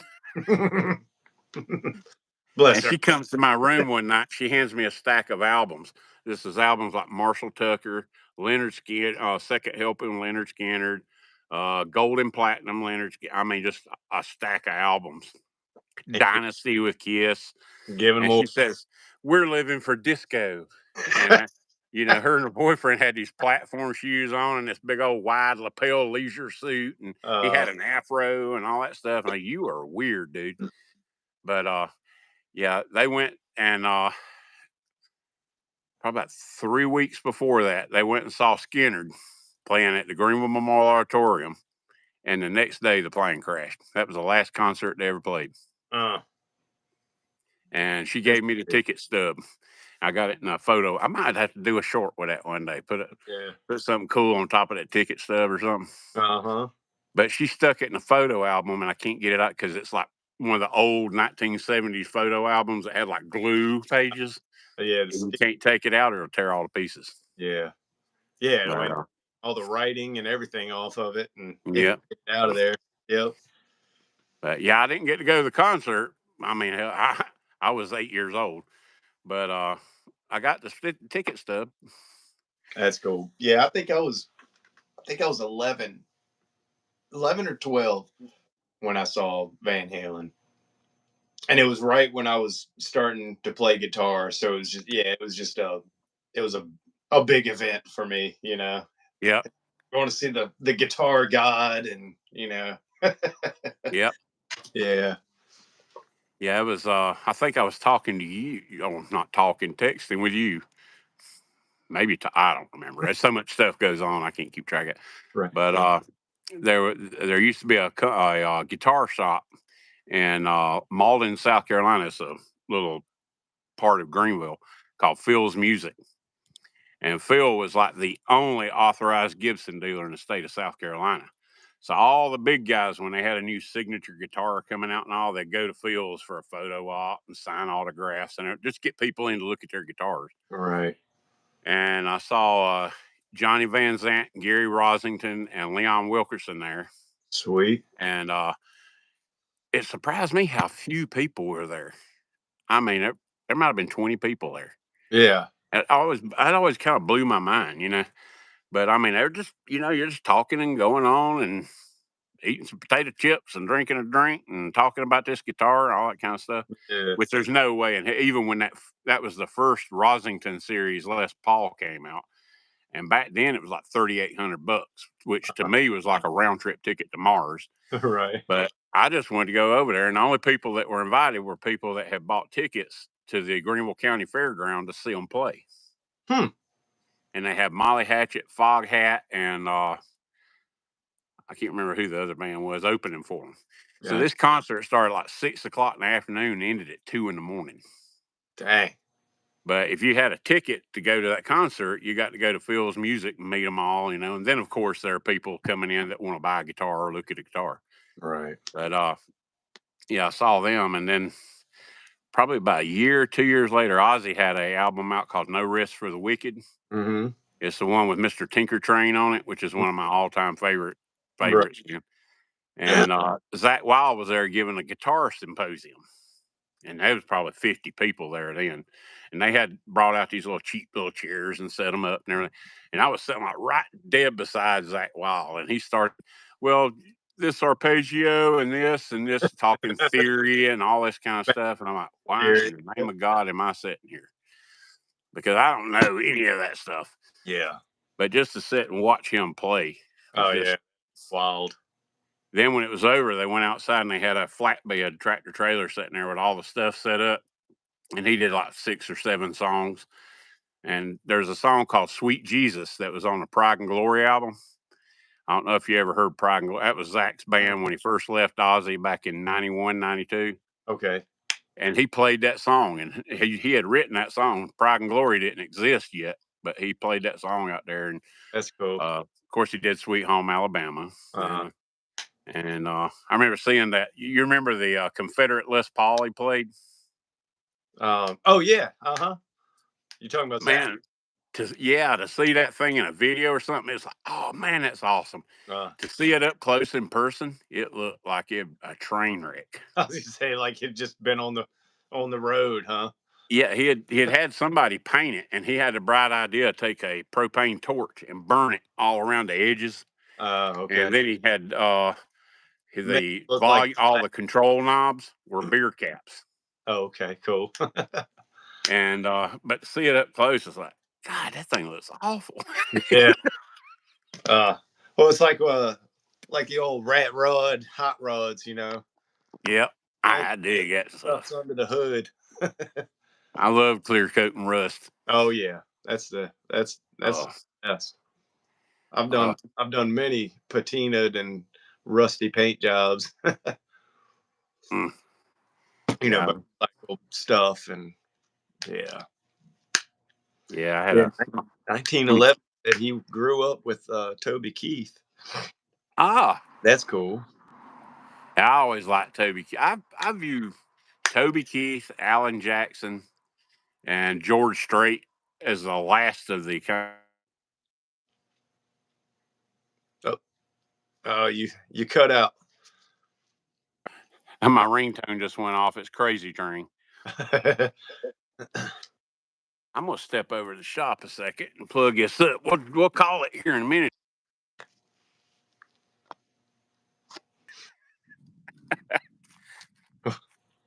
Still got you guys? Yeah, you went black for a second. Yeah. I thought my battery had died. I'm at 2%. Dang. And what'd you start out with? You said you started out with like 90, didn't you? Yeah. Well, it's all my pages are open. Yeah. And all my apps are wide open because I'm not smart enough to turn that stuff off. No. You gonna use them again? Yeah. Oh, I got into the whole thing where I would. Oh, there it is. But I got into the whole thing where I would go in and keep all the apps turned off, and then I would click on Amazon. Cellular data is not enabled for this, and go turn it on. And tall weeds and rust. Yeah. Yeah. This place is a train wreck in here. Yeah, so is mine. I get to work in and I don't put stuff away and Oh yeah. Oh yeah, I've got little bits of leather and all kind of stuff everywhere.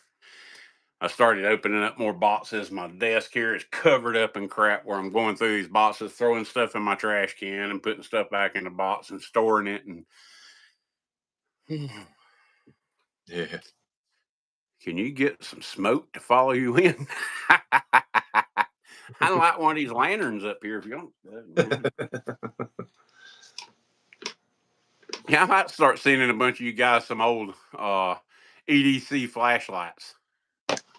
Oh yeah. Yeah.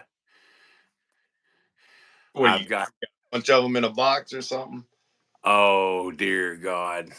I gave a bunch of them away. I kept all the best ones.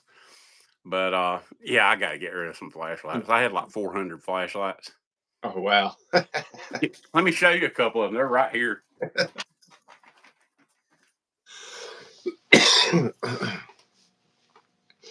You got 5 life projects, Jim. Yeah, I have kind of a flashlight sickness, a knife sickness, a gun sickness. Yeah. But I'm gonna part with some of this stuff, and I'm gonna get it into some good hands. I was gonna put some of it on eBay. Nah, heck, I'm just gonna give it away. Gotcha. Anybody need a torch? Oh, dude, that's sweet. It's a copper kerosene blowtorch. Is I think I started rubbing on it a little bit, but I'm kind of weird. See how it's all patinaed up and I like it. I do too. No, I know. Well, here, perfect example. This knife right here. This is one of those 1922. 22. Yeah, it's a blowtorch, kerosene blowtorch. That's awesome. Yeah, it's a good way to burn your teeth out. Yeah, I was talking about patina. This is one of those Santa Fe Knife Works or Stone Works. Yeah, I saw the scales on that the other day, dude. That is sick. Yeah, but I can't bring myself to clean it up yet because I love the patina on the brass, and everybody's like, oh, you got to clean it up, but it's like it just looks so cool in person though. I don't know. It's something about the patina on brass. I just dig. But yeah, I mean, I don't think it's ever been used. I mean, it doesn't look like it's ever been sharpened, and it's sharp as crap. I mean, it's got a nice edge on it. But on the edge 72 say, wait till you see the package I sent you, cornbread. You never guess what's coming.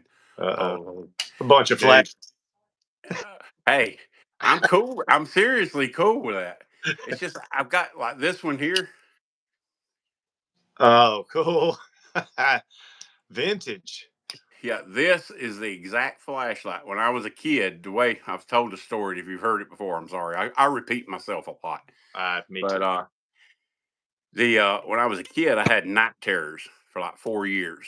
Okay. And I mean, every night you're having nightmares, sleep paralysis, get so scared you can't move, you can't scream kind of thing. And I always have flashlights. And all my kin folks, like at Christmas and birthdays, would give me flashlights, and some of them would give me batteries. And I mean, I'd have a 50-pound box of D and C cell batteries to run these things with. And this thing's so bright, you almost have to strike a match to see if it's working. But I keep this under my pillow and I pull it out like a lightsaber, and But and check this one out. Oh, I've got like 8 of these things, and I got the green ones too. They're conductor lanterns. That's awesome. And I got the ones that actually have fire in them too. Have fire in them. Yeah. But anyway, yeah, the conductor was actually the person walking behind the train. Mm-hmm. And when they wanted the train to stop, they'd hold this one up. And then they'd have one in each hand, then they'd hold the green one up. I got green ones up here too in the store away. But yeah, look, this is almost kind of embarrassing. But the Heavy Ready Commander, this is a brand new flashlight.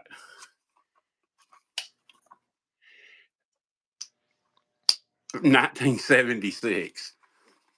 Wow. And well, it was Britain. Look at that thing. And it's 76, right? Yeah. But I know it's kind of weird, but no, I dig it. I love old vintage and just anything like that. That's cool. Yeah. Old rod and reels, and I just got to get rid because I don't have places to store all this stuff. It's all in Rubbermaid containers and packed away in the barn. It ain't doing no good there. Get it, somebody can enjoy it, Yeah. But there's a couple. I know this is getting kind of text, but the lightsaber. yeah, I want to say I might be wrong about this, but I think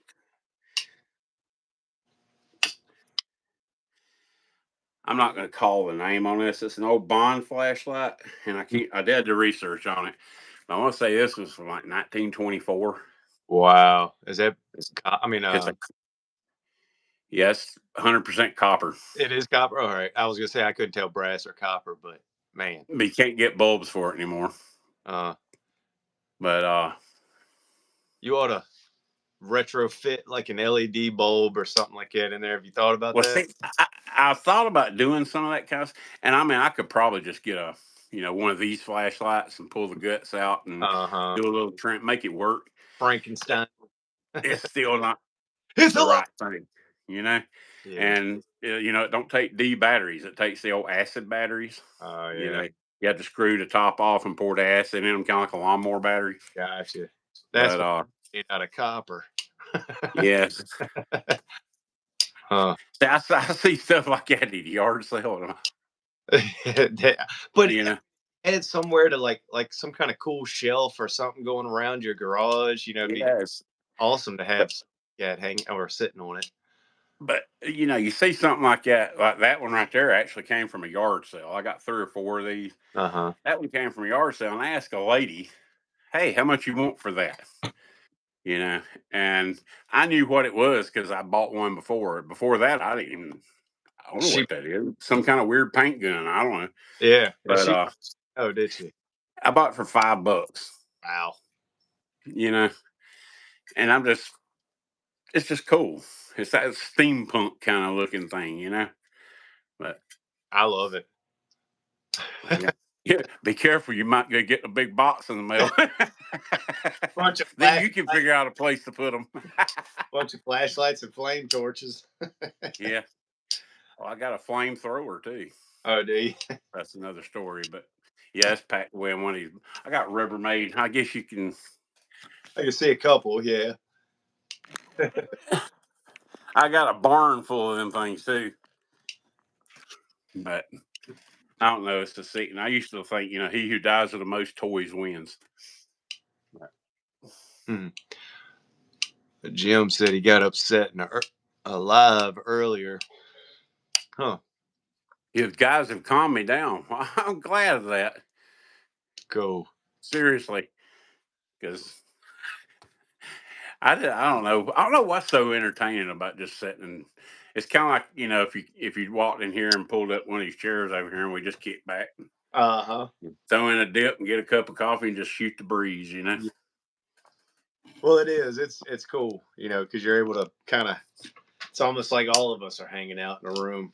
Yeah, that's one thing I wish YouTube could do is they could figure out some way of like the old CB deal, breaker, and you go ahead, breaker, something like that where somebody pop up and you could push a button, you could hear them talk. Yeah, that would be cool. That would be awesome. Title and had to click.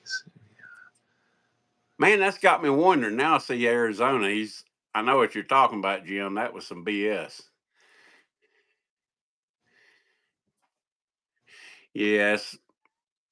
Sometimes YouTube, man, sometimes you just got to be thick-skinned and ignore people. Jim didn't have a live, did I? I mean, did he? I didn't miss a live that Jim did. Do what? It wasn't a live that Jim did, right? I mean, it was somebody else's live that Jim was in. I don't know. Or y'all were in. I just want to make sure I didn't miss a live that Jim did, maybe. Yeah, I'd like to see a Jim live. That didn't sound right. I'd like to see a live Jim. I've never seen a Jim before. And have people on it. Ever Loving Outdoors said you could share the link and have people on. Yeah, I guess you could do that. Yeah. Like when I leave, you could send that link to somebody else and have somebody else come on. I don't know. I tried to do that. Knife Monkey. We did it a couple weeks ago. Uh-huh. And he tried to send me a link after he started it and it wouldn't let him do it. So I'm kind of challenged on all that because the only thing I know is hit live, go live, Well, I'm beyond thinking, that, I don't know. Since it's already in a co-op setup, I'm thinking like if I left the video, you could send that same link that you sent me, say to Big Jim, and he might be able to click on that link and come in my place now, But we'll do that later. Yeah. I think I talked to you about the box, what I'm going to put in this box I'm sending you. Let me show you some more of my junk. Fishing reels. I'm kind of like a little kid and like the tomahawks, the stone tomahawks and everything I make. And I'm infatuated. That's kind of like my deal with the leather. I'm trying to kind of not do Native American stuff because I'm not Native American. I forget the word, cultural appropriation or whatever they call that. The wokeness. Right. But I just dig the way they did things, Yeah. Uh-huh. Yeah. And like I think about like pioneer stuff, how did they do it? The old mountain men, Yeah. And beaver pouches and yeah. That's like you think about tanning, making rawhide out of deer pelts. Who thought, well, let's cut the top of this deer's head open and use its brains and we'll rub it all over this, who thought of that? Yeah. It's like the first person. Yeah. Looks like a big eat that, Yeah.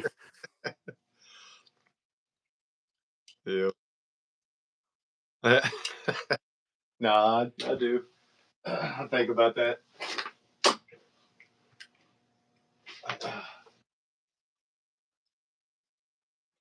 Yeah, I had to put that knife back up so I wouldn't keep opening and closing it.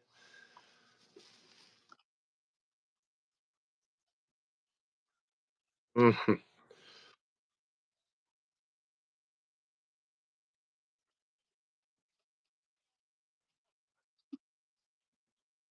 What's that? Oh, no, dude. I mean, that's sweet too. Look, what goes inside the red? Is that? Oh, okay. Still got the papers in it. That is awesome. What's it The say? old big red, big red beam. That's cool. But these things, I got a few that I'm probably gonna hang on to. The rest of them, I'm gonna get shut up. Don't let it bother you, Papa Jim. Yeah, don't let trolls and buttholes bother you. Yeah. just got a big box. Oh, Yeah. egg. That's awesome. That's a get back stick, ain't it? Yeah. A get club. That's kind of a warped mind thing, you know. I don't know. I just think it's neat, like this right here. I'll say, you remember Grizzly Adams, the TV show, or is that before your time? It was before, but I know what you mean. Yeah, I know what you're talking about. But you watch stuff like that, and I can't remember the Indian guy's name in there. It was friends with him, but you'd see him, you know, making stuff. He'd be using stuff like this, you know. How in the world did they do that?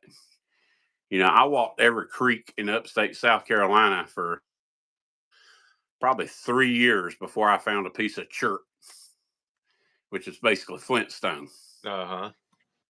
And I've tried napping that stuff and create, you know, make little arrowheads countless hours. Yeah.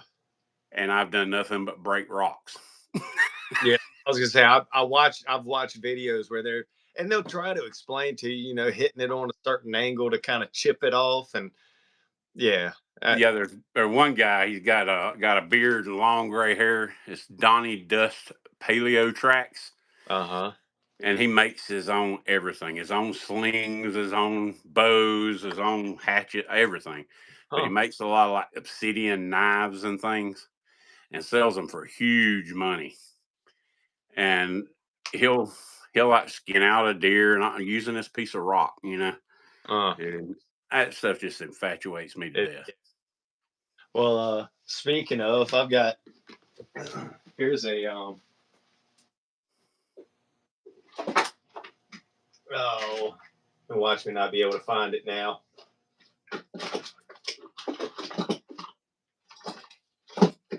Oh, Big Jim said he's sending you some deer antler, man. Oh yeah. Oh, dude. Well, thank you. What's up, Jeff? I was actually getting ready to show. This is an arrowhead that Big Jim actually sent me. Oh, heck. And he'll have to say in the comments, but I think his father found a bunch of these, and this was one that his father had found. Oh man.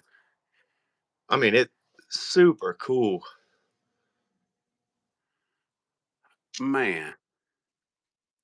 But yeah, and I don't know what kind of rock it's made out of, but or stone, but it's got these just I don't know if I can get it, just some really cool swirl patterns in it, you know, like layers, like colored layers. It's like some kind of quartz or something like that. Yeah, maybe. But yeah, he never inform us more in the comments, but say stuff like that. You can't go buy that. no, it's just awesome. And you can't replace it. You know. It's like if you had Donald Trump's money, Yeah. you know, you can't.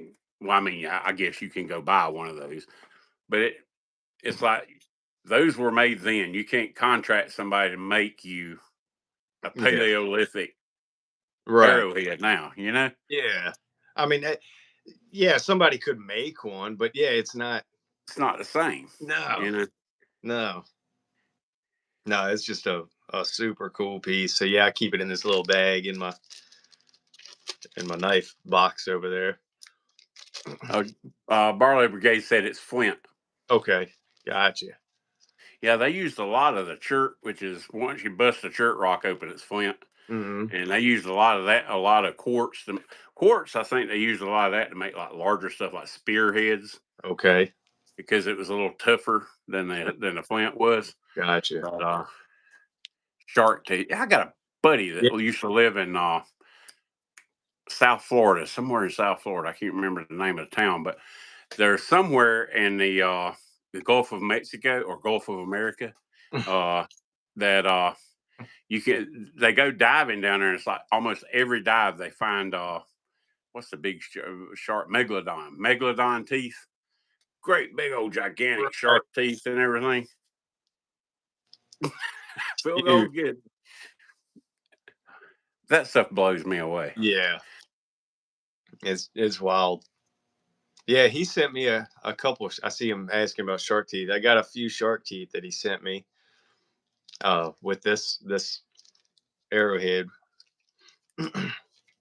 Yeah, you look at those shark teeth, man, and that's like I go down these rabbit holes. You look at those shark teeth and imagine an animal with a mouth this big Mm-hmm. with 36 rows of those in its mouth coming after you. It's crazy. Yeah.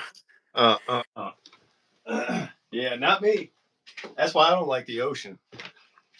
Yeah, I've not lost anything with salt water. Yeah. Nothing.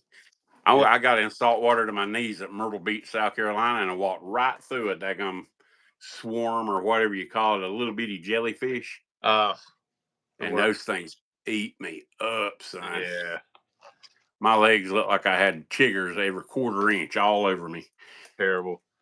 Did you get anybody to pee on it for you?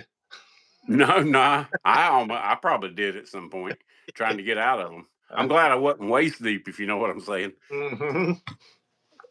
Yeah. Shark war clubs. We're just talking about the Hawaiian shark tooth war clubs. Oh my God.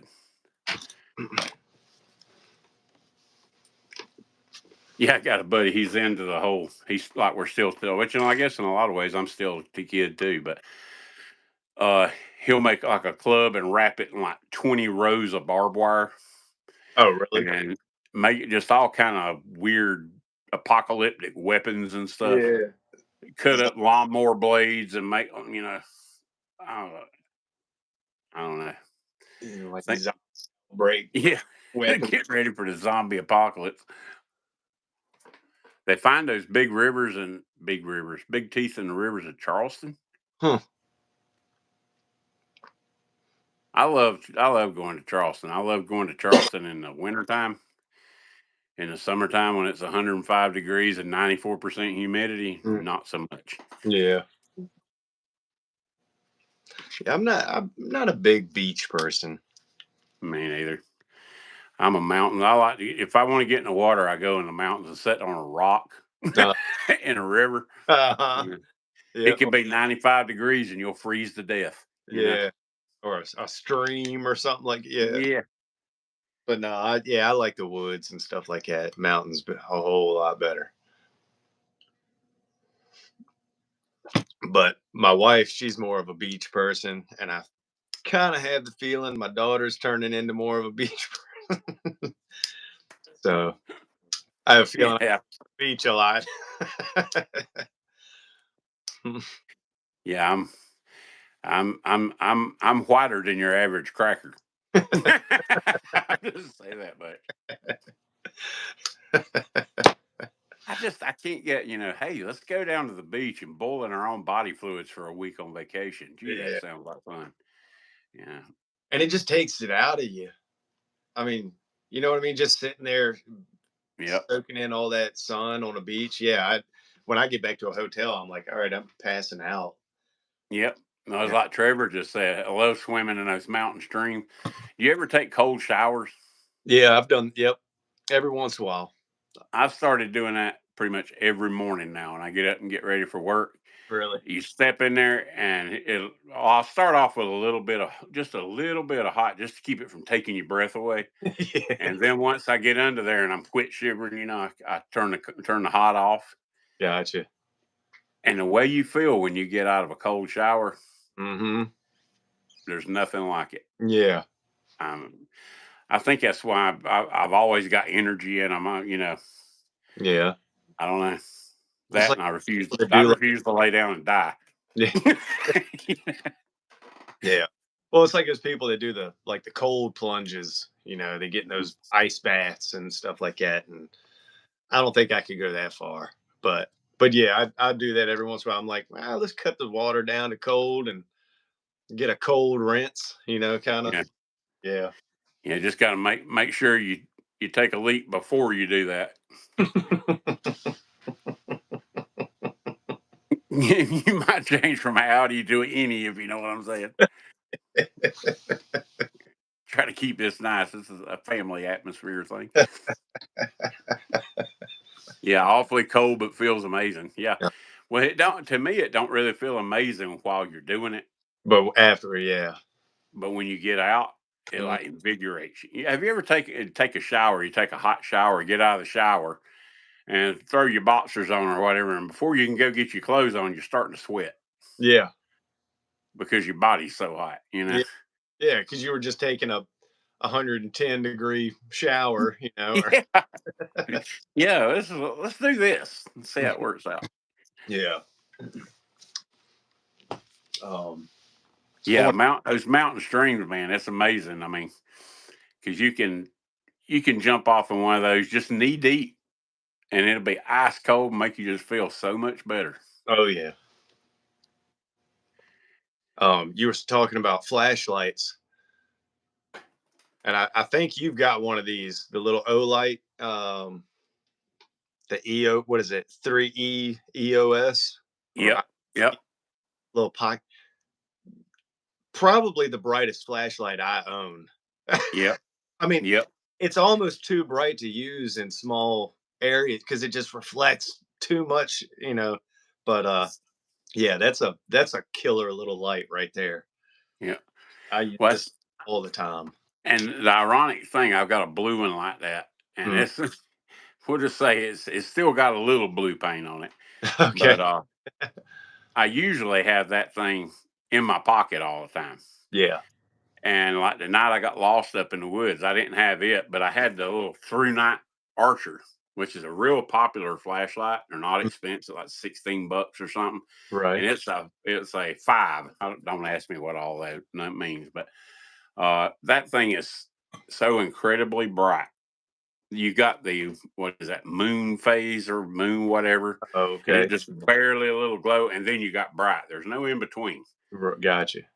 And yeah, I unplugged it. It was hanging from my rear view mirror, and it always stays plugged in. I unplugged it, threw it in my pocket when I took off in the woods. And when I started back, it got dark on me, and I put that thing on high, Mm-hmm. and it wasn't just a few seconds, man. I mean, you could fry an egg with it. Oh yeah. Well, that's kind of. I mean, this one gets warm. Have you used Yeah. it for a Well, period? it gets warm, but that Archer, man, I Oh mean, it'll burn you. yeah. Huh. And after like 3 minutes from full charge, it's completely dead. Mm. So as a EDC flashlight, if you're just taking like you drop your keys in the yard or something when you get in your vehicle and there, if Yeah. that's all you're doing with it, it's Mhm. great. Yeah. But I'd much rather have the Olight Yeah. because it's still bright, but I don't know if it's the difference in the LEDs or whatever, but it lasts a whole lot longer. Gotcha. So I had 2 of the through night Archers. I gave one of them away, and the other one's all scratched up. I don't think nobody wants that, but Yeah, Ted gave this one to me also, Jim. He sent this one. Actually, he sent the little Swiss Army too. yeah, Swiss Army knives. That's another rabbit hole. Oh my god. Yeah. Well, I've done good. The ones that I've got, I've found them all at pawn shops or flea Mhm. markets. But yeah, he sent me an orange one. Ted did sent me an orange one and a green one, just the SD Classic. Mhm. Um, You but yeah, know, I keep it on. those things are handy, dude. I use it all the time. I mean, and I've probably used the scissors on it more than I've used anything. The Mhm. scissors and the toothpick. I'm constantly that thing comes in handy. I mean, that's probably the main reason I carry that is just it's like because if you got something in your tooth, man, that's the worst thing in the world. I mean, it just if you can't get it out. So yeah, I carry that with me all the time. Yep. Yeah, I got into collecting the Bigfoot knives from Smoky Mountain Knife Works. I got 2 or 3 of them, and I find at what point do you stop collecting everything? Yeah. Yep. You Yeah. know, Jim with Barlow Brigade sent me he sent me a Swiss Army, and so yeah, I've only got a few of those.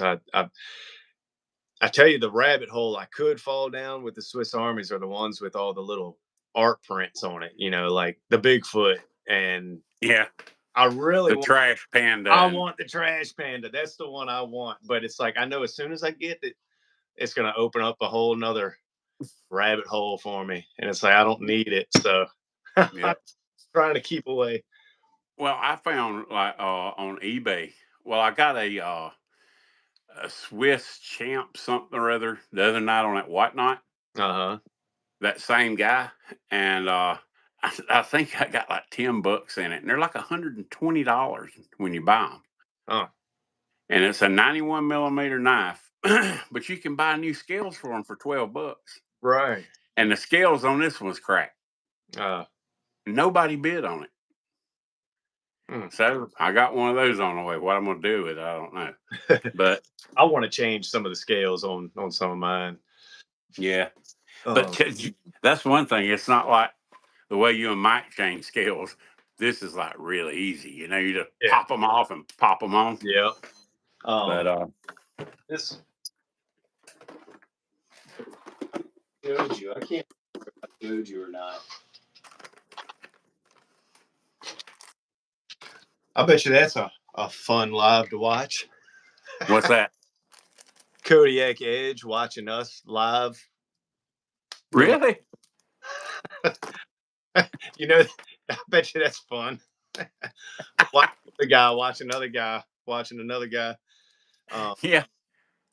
I got this off of Whatnot. I think it's called the Adventurer, but it's got a lock blade on it.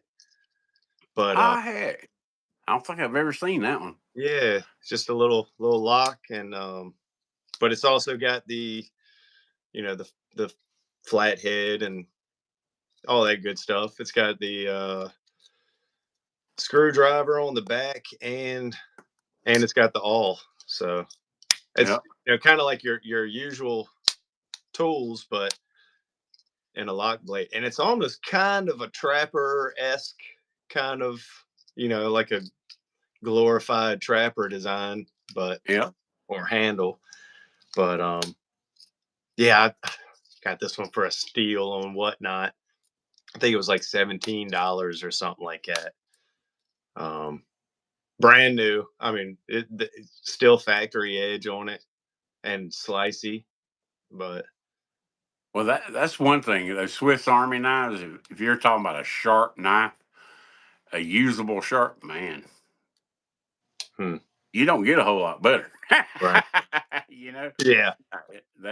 I mean, this one right here. This is I don't know if you remember him, guy. Eric de Purik. He's actually from the Netherlands, and it's like the same. That's the same shape as this one. Yep. Just it's 91, not 91 millimeters, 111 millimeters. Gotcha. And I guess what? It's the same scales. Yep. But this is a German officer's knife. That's and I don't think you can get this one over here, but he actually lives.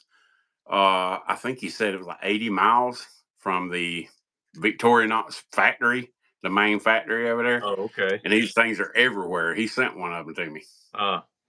But their serrations are scary, dude. I bet. I mean, if you make a boo boo and you hit your hand with that thing, I mean, their blades, like you were saying, their blades are sharp enough. Yeah, I can imagine what having a couple of those little serrated points hit you. Yeah, see, we went to my mother-in-law took us on a European trip. So we hit Rome and France and England and stuff like that, but we actually went to the Swiss Army building where they do all the Swiss knives and all that stuff. And I'm kind of upset because I wasn't interested in Swiss Armies back then. Yeah. And now I'd be all over it, like just looking at all of them. And but yeah, that was really cool. They gave us like a little silver spoon, that from the not from the, I don't want to call it was a factory, but it was like their Swiss Army store or whatever. But and I actually took it and cut it down and made a ring out of it. But so got a silver ring. It's going to show you this. I got that one, the climber and the Okay. forester and the woodsman, and I kind of gravitate toward anything with a saw on it. Yeah. But yeah, I bought all these knives. Got the black one and this. Sweet. I don't have over $10 in any one of those. Dang. Well, $10, and then I replaced the scale because 2 of them didn't have scales on them at all, and one of them had a busted scale. Gotcha. It's the same. I got this one right here on eBay on an eBay auction, and I think I'm the only person that bid on it. And I can't. They got so many models, I can't remember what model it is, but it's got the Phillips head screwdriver. It's got a bunch of blades in it, but one side's red and one side's blue. Oh, cool. But I think that's the most expensive one, other than my little Bigfoot knife. That's the most. I think it was like $12 or $15. Cool. And I mean, it's like mint condition, but you can find them on there. The scales are busted or missing scales. Yeah, it's like, and I guess whoever owns them thinks, well, they're no longer any good. You know, right? Yeah. And for $10, you buy a set of scales, and I want to get some brand new. Well, like this white one here is funny. I bought that one with intentions on dyeing it orange. And I bought the orange writ dye, and I dyed it, and I pulled it out, and it was kind of a real pale orange until I wiped it off, and it's perfectly white again. Yeah. Well, see, and I did the same thing with a case synthetic knife and tried to dye it with writ dye, and 3 different colors. I think it was 3 different colors on that one, and it just wouldn't take. And I know that writ dye will dye plastic, so it must be something with that Delrin that it just doesn't take that dye. But yeah, because I used to use a writ dye all the time on plastic. Yeah, I don't know what it is, but I taught Mike's life. He does a lot of Swiss. That's how he started his channel. Oh, okay. Swiss Army knives. And he's like, yeah, I'll do it, man. You just got to get the water so hot, put a teaspoon of Dawn dishwashing liquid in it and blah, blah, blah, blah. Gotcha. And man, I tried that 15 different ways, and that thing still keeps coming out perfectly polar white. It's like become my nemesis. I want to get some orange scales for one of mine and swap them out. Because I've got a, is it the climber or the camper?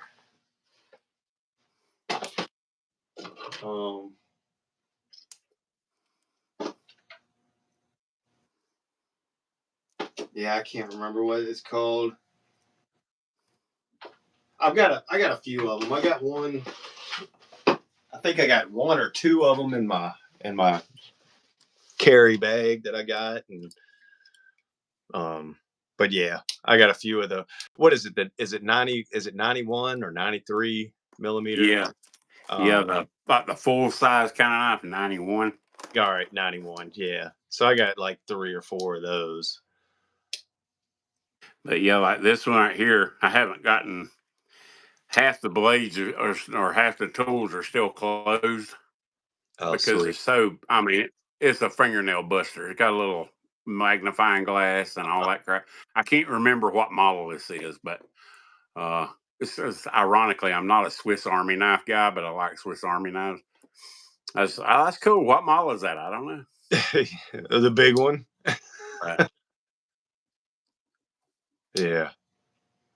It's kind of like flashlights, Yeah. Well, I remember I used to, when I was younger, I don't know.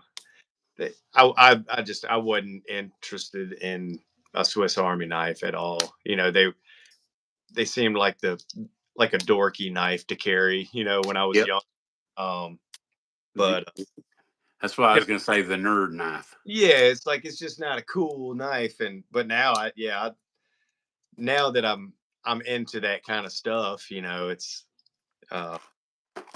just convenient to have those little tools, even if you don't use them. And But when you need them and you got it, it's nice to have. This guy right here, I'll look him up and send you the link to it. But he does these 3D printed scales. Okay. I don't know if you can see that, but it's like blue.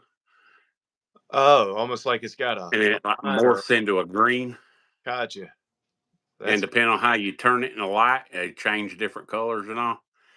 But he sells these for like $8. Is 3D that printed.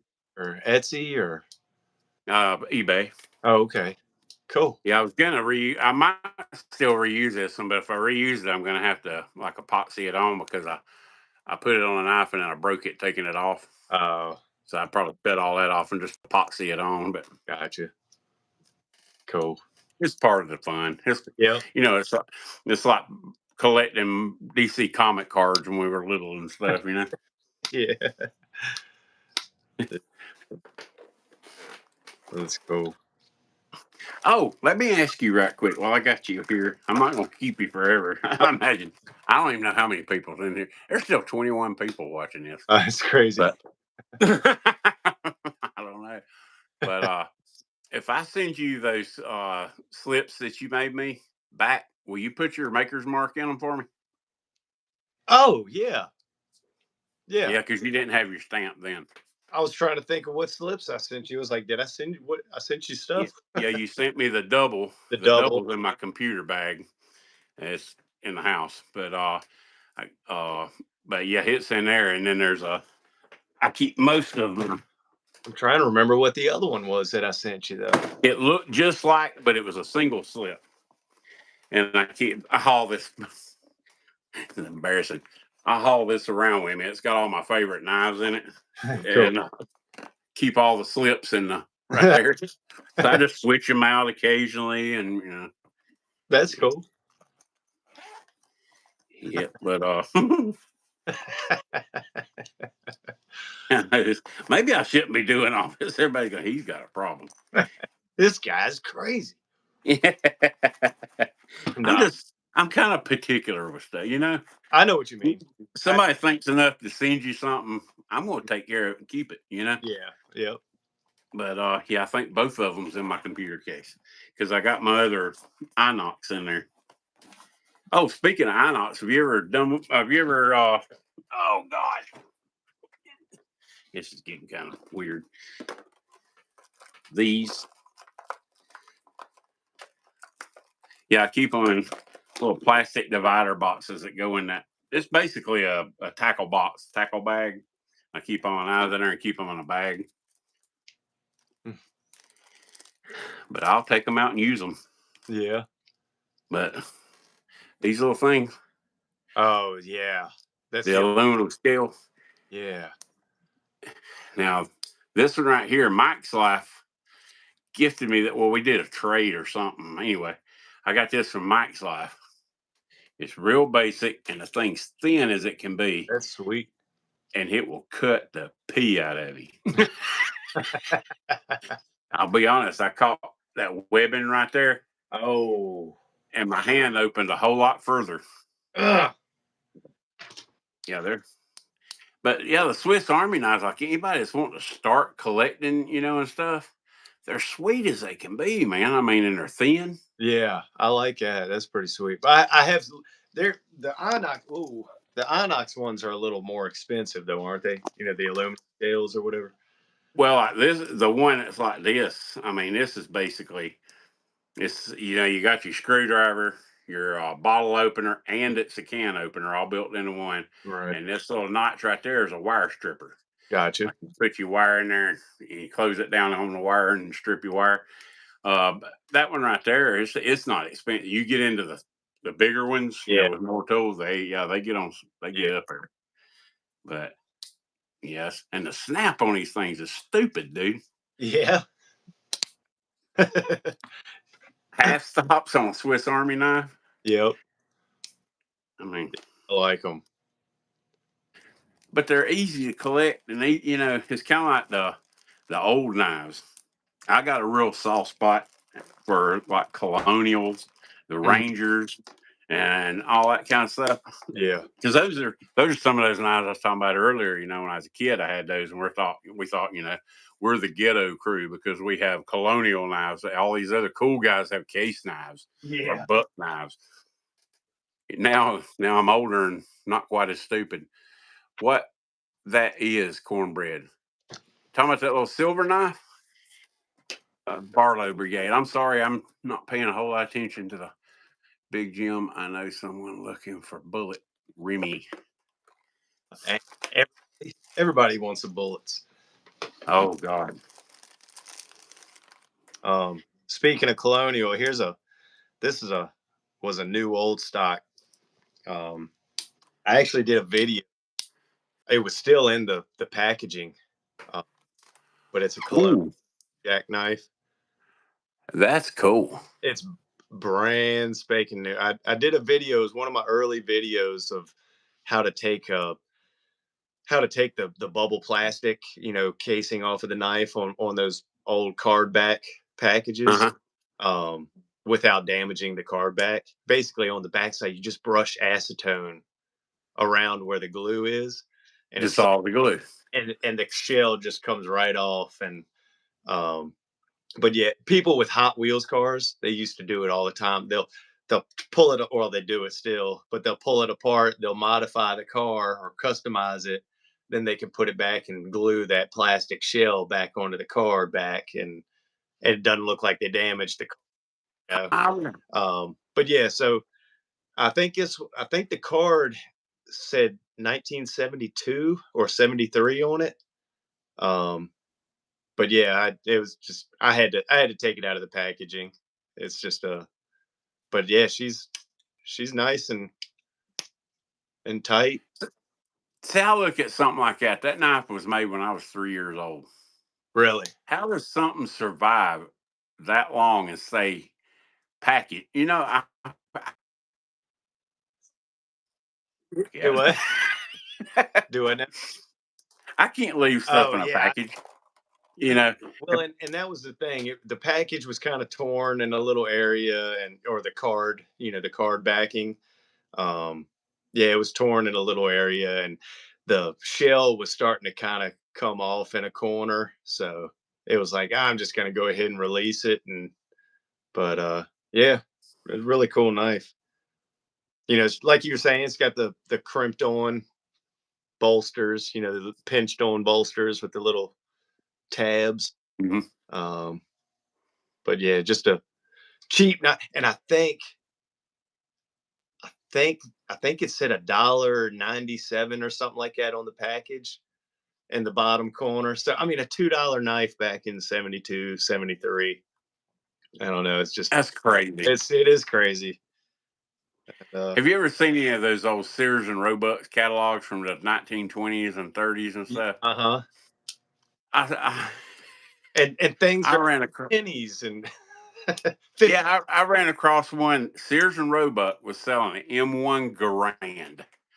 All right, there's the M1 carbine. There's the M1. The Garand is like, if you find one in good condition now, it's a $5,000 rifle. Right. They were selling those things for $18 and probably shipping them to your door. Oh, my God, what changed, man? I mean, crazy. It's still the same ball of dirt, water, and gas and rocks it's always been. I mean, who do we owe all this money to? E.T.? Right. Nothing's changed. It's crazy. I don't know. Yeah. Let's see if I may have taken this one out. Yeah, I caught some flack. I won't say who from. I caught some flack on a knife. I don't know if it's in here or in my other hickey. You're speaking of Rangers. Here's a Ranger that I found a few weeks back. Stockman. Oh yeah. The ultra honed. But yeah. Where's that? A Stockman? Yeah, full size Stockman.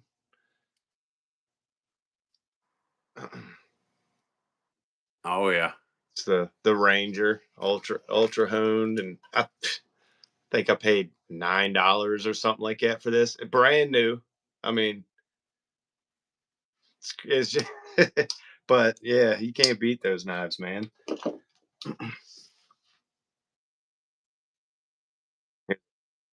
Colonial anvil.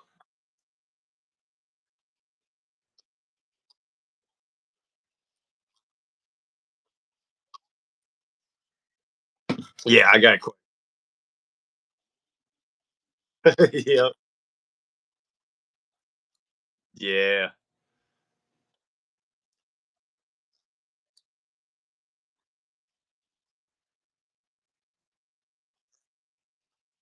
Years old. Oh, is that the one that your mom put up? I Yep. love that story, dude. You can And tell when it. she passed away, we were going to, I sharpened this thing with a file. I sharpened it with a brick. I mean, and you can kind of tell. I've tried to kind of straighten it up since then, I was gonna say, since I grew a brain. still looks good though. And it took a beating, son. I mean, we cut notches and tree limbs and stuff, making forts out in the woods, as kids, and all kind. That thing did all kind. I opened up bean cans with it, used it as a can opener. Is that stainless or carbon? I couldn't tell. It's carbon. It is. All right, cool. Yeah, I did a little bit of never dulling on it. Cool. But yeah, this is I figure one of these days, maybe if I ever have a grandson, I'll give him that. Well, I'd probably give him all this because my kids don't really care about them. Night, Charlie. And that one belonged to my grandpa. Oh, is that a Camillus or a Ranger? I can't. It's a Ranger. Okay. Well, no, take that back. It's not a Ranger. It's a Pine Knot. Oh, okay. But yeah, this is one. Well, this knife is the reason that I really dig Stockman, full size Stockman. Gotcha. I do like that. What's the green on the handle? Is it a little green logo or something? It's a Masonic logo. Oh, okay. Cool. Yeah. Sweet. Yeah, I couldn't tell. I was like, is it and finger smudge or I couldn't tell. Yeah, it's so funny. I get Mike saw we get in those conversations, and he'll ask me. He'll say, "Did you have an Illuminati meeting this week?" And I tell him, "You got to quit listening to all that crap on the internet." Illuminati. He hears so many different things about the Masonic stuff. Oh yeah. I mean, you can. Yeah, I get a kick out of it, man. It's so funny. Like anything else. And then you get the people that are like, yeah, I was a member and this is what happened. And this, it's funny. And you listen to it as I've been there a long time. And these people say, "Oh, I was a Mason." Well, first, if you're ever a Mason, you're always a Mason. Right. And this is what happened without. I automatically know they're lying. Right. But you're like, it's funny. It's funny. But and right there is I got that one at that place, the Wagon Wheel. Okay. And this one is a 1, 2, 3, 2002. Nice. $60. That's crazy. You get some, and they sell online too. And that's Wagon Wheel. Yep, Wagon Wheel, easily South Carolina. You get the same prices online. Yeah, I might have to check them out. And I never really was a huge fan of Sodbuster Juniors. And Georgia Adventure kind of changed that for me. Oh yeah. And now I've started getting into those. But what I was telling you, the knife I was looking for, I'll go ahead and tell you with these. When I get these things, I just throw the boxes away. Yeah. And some people get irritated about that. Well, and I've been toying with it. I've kept a lot of my case boxes. My buck boxes, I toss them. The Bear and Son boxes, I toss them. But the reason I keep the case knives, boxes, and I've been kind of toying with ones tossed. Like maybe ones for like a copperhead or like things where if I did have to sell it, it might be nice to have the box, but yeah, I don't know. But at the same time, it's like I've got all these boxes, case knife boxes that are sitting in empty cigar boxes, and it's like I could use all these cigar boxes to hold knives instead of knife boxes, and so yeah, I've thought about just tossing a bunch of them too, but I don't know, something about certain boxes. I don't. Yeah, well, I've kept a few of them, like Yeah, folding hunter boxes. I hang on to those, but I break them down and make them flat and yeah, stick them in the top of my toolbox. that's true. But I ought to do that. it's like I got you to blame for my jumbo trapper fetish. This Yeah. is what started my Bear and Son fetish. Oh, that's the The bonfire oh, bone. yeah, I kept wanting to say campfire. Yeah, that was a gift from Brian at Brian's Knives, Oh, cool. and that opened a can of worms right there, buddy. Oh, I bet. And what? Bear and Son knives or? Yep. I'd heard of Bear and Son. I'd owned like one or two of them, and they Uh-huh. were all just, that's one thing since I started hanging around with all you guys and everything. Now, if I'm carrying a knife, it's in a slip. Yeah. It used to just be bouncing off my keys and whatever's in my pocket, Right. And but yeah, it kind of. I think the knife I was looking for is in the other box. I mean, one of my other boxes. Uh, But yeah. Oh, you're talking about Camillus. I hear that, man. Keep that going. That's a killer sound. uh, You're the. I'm seriously. I could listen. it's I could. it's If a I could use it. it's a colonial anvil. It just had like on the back of this blade, it kind of had some little kind of chew marks on it. So I was just kind of rubbing them out. Well, that Camillus right there. I got that a really good deal on that one. Oh, This sweet. was it's a flea market knife, and I don't know if you can see the little surface rust on some of it. Okay. And I've Yeah. been thinking about trying to get that off, but I'm not a world's biggest fan of and everything on the blades.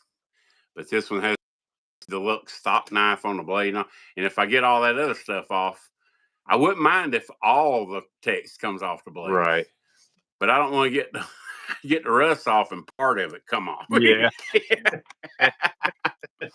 So I just keep oiling it and putting it back in here. Here's a cool one. Speaking of Camillus, I think I've showed you this one, but it's the muskrat.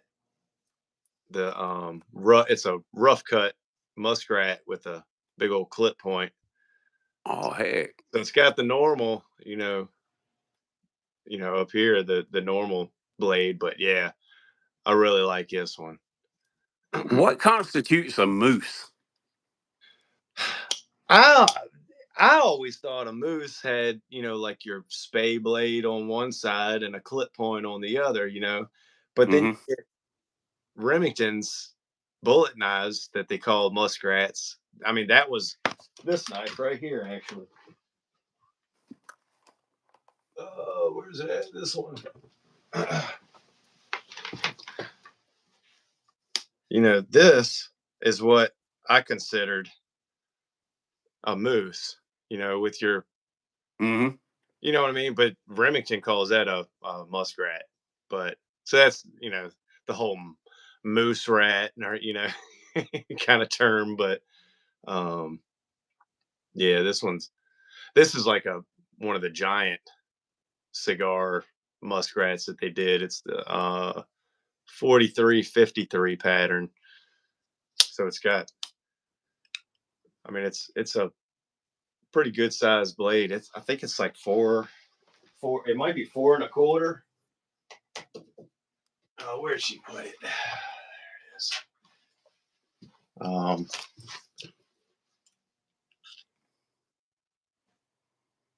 Yeah, it's just shy of 4 1/4. So I think they probably call it 4 1/4.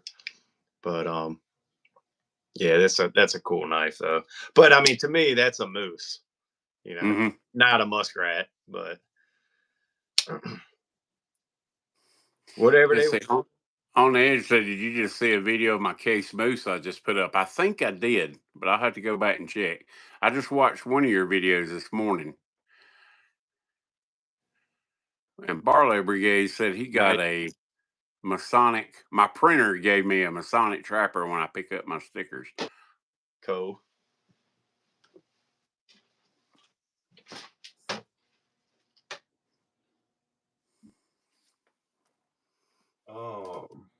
Where did I put it? This one.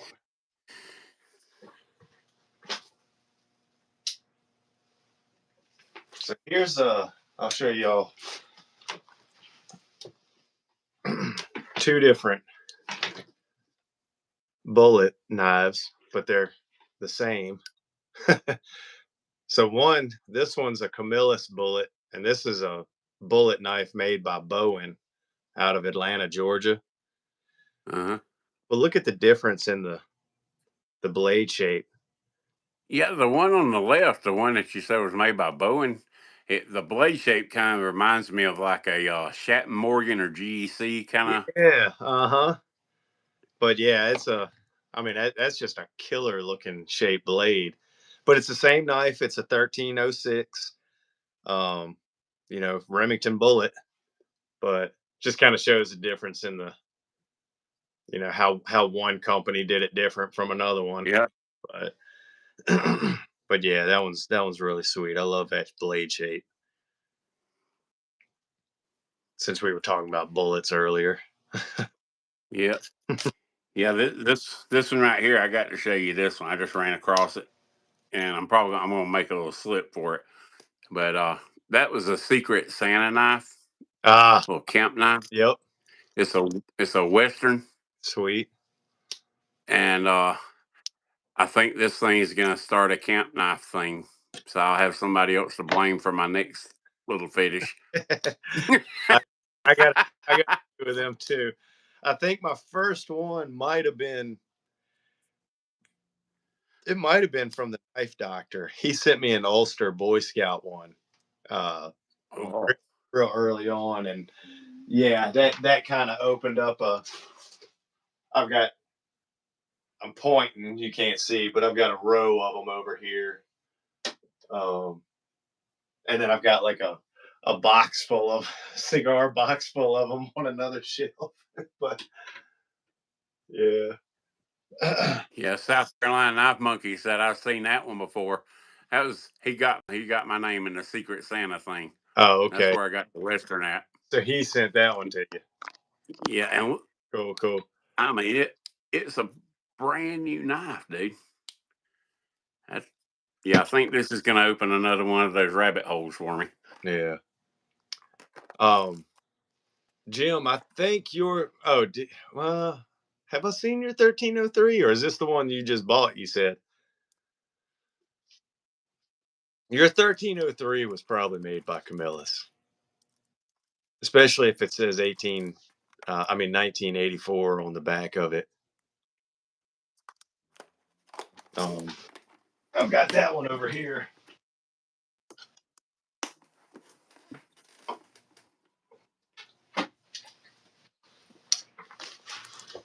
Here's the 1303, 1984. Oh yeah. So the only thing that's different about the 03 and the 04 is the finger jimping or thumb jimping on the back. I mean, other than that, it's the same blade. But yeah, that's probably what Jim's got. Big J's Knives has some Remington knives for sale. On back, Remington camp knife for sale. Oh, I saw that one. I can't remember the name of that one. It's got the corkscrew on it. Big J is selling some. Let's see. A camp knife traveling box. Yeah, I got some of the Girl Scouts and Boy Scouts, and like I said, I got an Ulster up there. I'll tell you what, this would probably just be easier.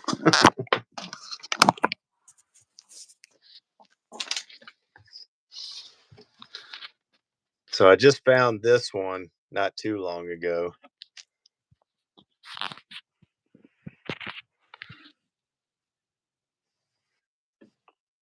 The old Imperial, but it's got the little screwdriver on it. But then I got there's the Remington camp knife. There's the Ulster I was talking about. This isn't a camp knife, obviously. This is an old. When I look this one up, it's not going to focus. Anyways, it's Walden, New York. Wallkill River Knives, I think is what it says. But when I looked this one up, it was like a 1929 knife or something like that. I found that thing for I think $5 in a flea market. Just I don't know, crazy. Just I love finding those old knives like that. And I never heard of that company before, but it's a USA company, and yeah, it's pretty cool. But yeah, like I said, I got a cigar box full of camp knives, Boy Scout, Girl Scout knives, and all.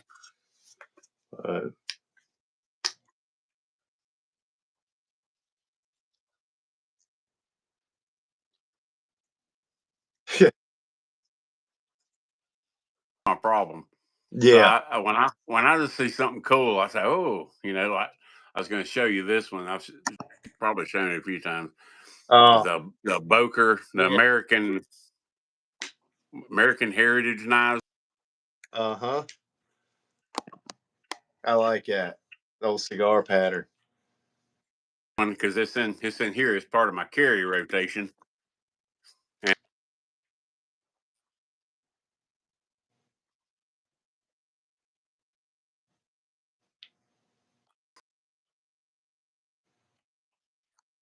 Yeah.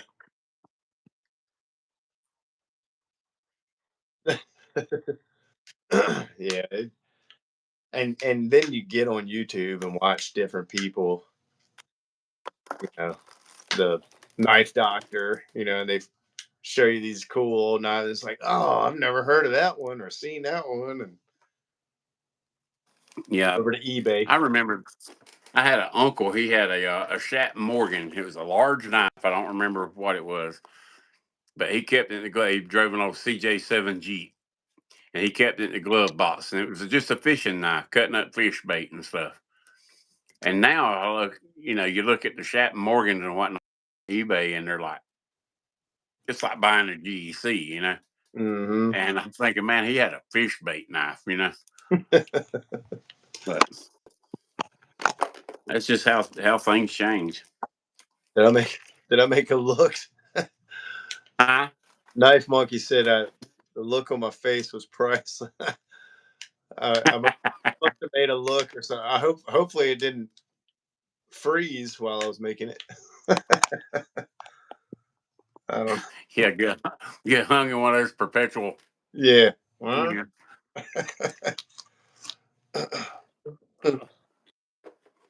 Yeah. That. But anyway, the knife I was looking for, I think it's in my other case. Is a full size or a large Stockman, Remington Bullet large Stockman with the green handles. Oh, okay. And I got that thing and tossed the box. I got 3 emails about tossing that box. You idiot. Yeah. I'm not a knife collector. Yeah. I collect knives, but I know that sounds weird. Not for the purposes of putting them up on a shelf and yeah. Yeah, but carry them. Yeah, I mean, now like you said earlier, I try not to abuse anything. Well, I have some I abuse, but usually those are the ones that are intended to be abused. Right. But, yeah, it's like you don't buy SC4 with the intentions of, cutting apples with it. God, that would be awkward, wouldn't it? Trying to get an apple with a 4.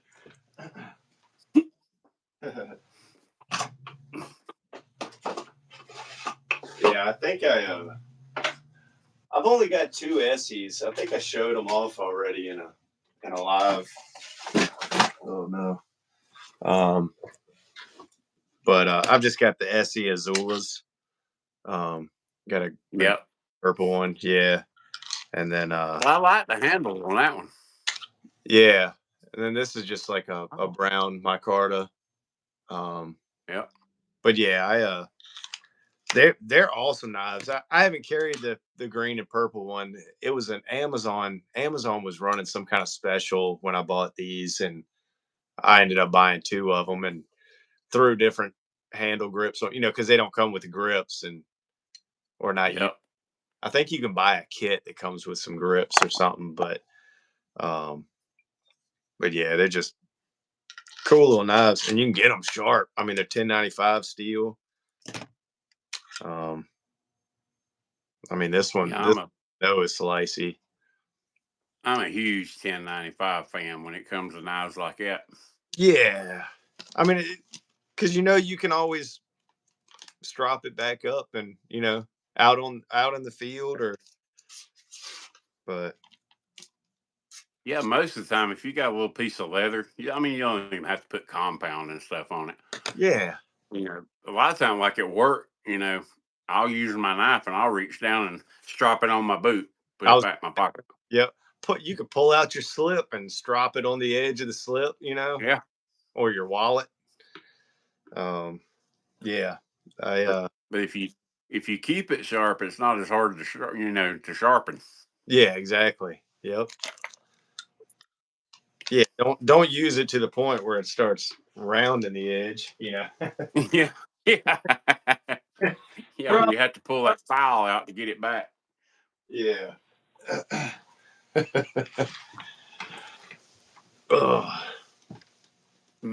SC Knife Monkey, I want an SC.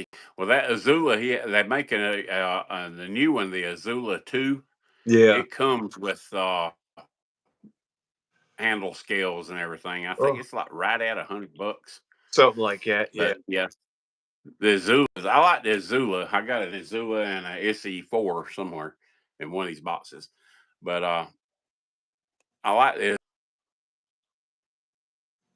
It's kind of a good all-around knife. It's a good EDC knife, a good whatever you need to do knife.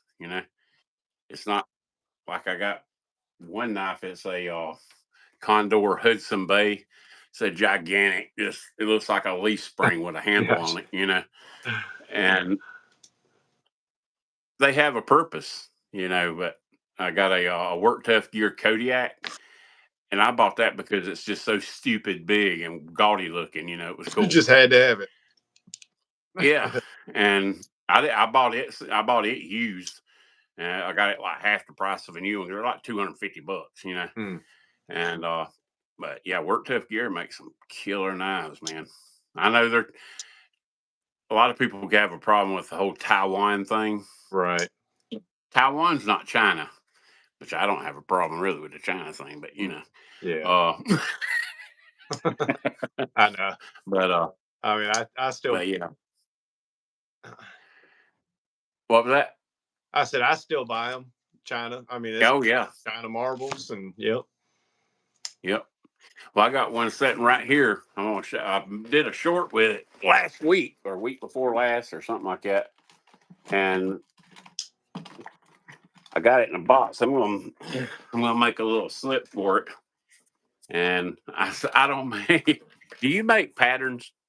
I mean, not for my slips because I tend to kind of make the slip to the knife, but yeah, patterns like for that holster. Oh, that's what I forgot to put in there. I wanted to send you the pattern for the Bond Arms holster. I forgot to put that in your package. I forgot all about that. I'll get it to you. But yeah, that just reminded me. But yeah, so I make stuff like that, where it's like if somebody ever came to me and was like, hey, I like that Bond Arms holster, so I've got a pattern like that for certain ones. I made a pattern for a knife sheath in case I ever wanted to. I mean, and that's a custom knife, so it's not going to fit anything else. So, but I made a Yeah. pattern for it just in case I ever wanted to make something different for that knife. But yeah, so I do. Certain things I make patterns for. But when it comes to the slips, it's like, all right, it's roughly this and that, and I'll just cut it out. Yeah. So Yeah. A lot of times I just lay the knife down on a piece of leather and roll it over and kind of yeah, figure it uh-huh. out. Yep. But that's what.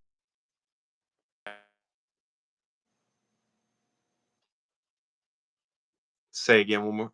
You skipped. Which series is that? It's I'll show you one. They all have a all outdoor series. Oh, you said an acorn. Hang on, you froze up. Oh, okay. Yeah, I think I've got one with an acorn on it. But man, you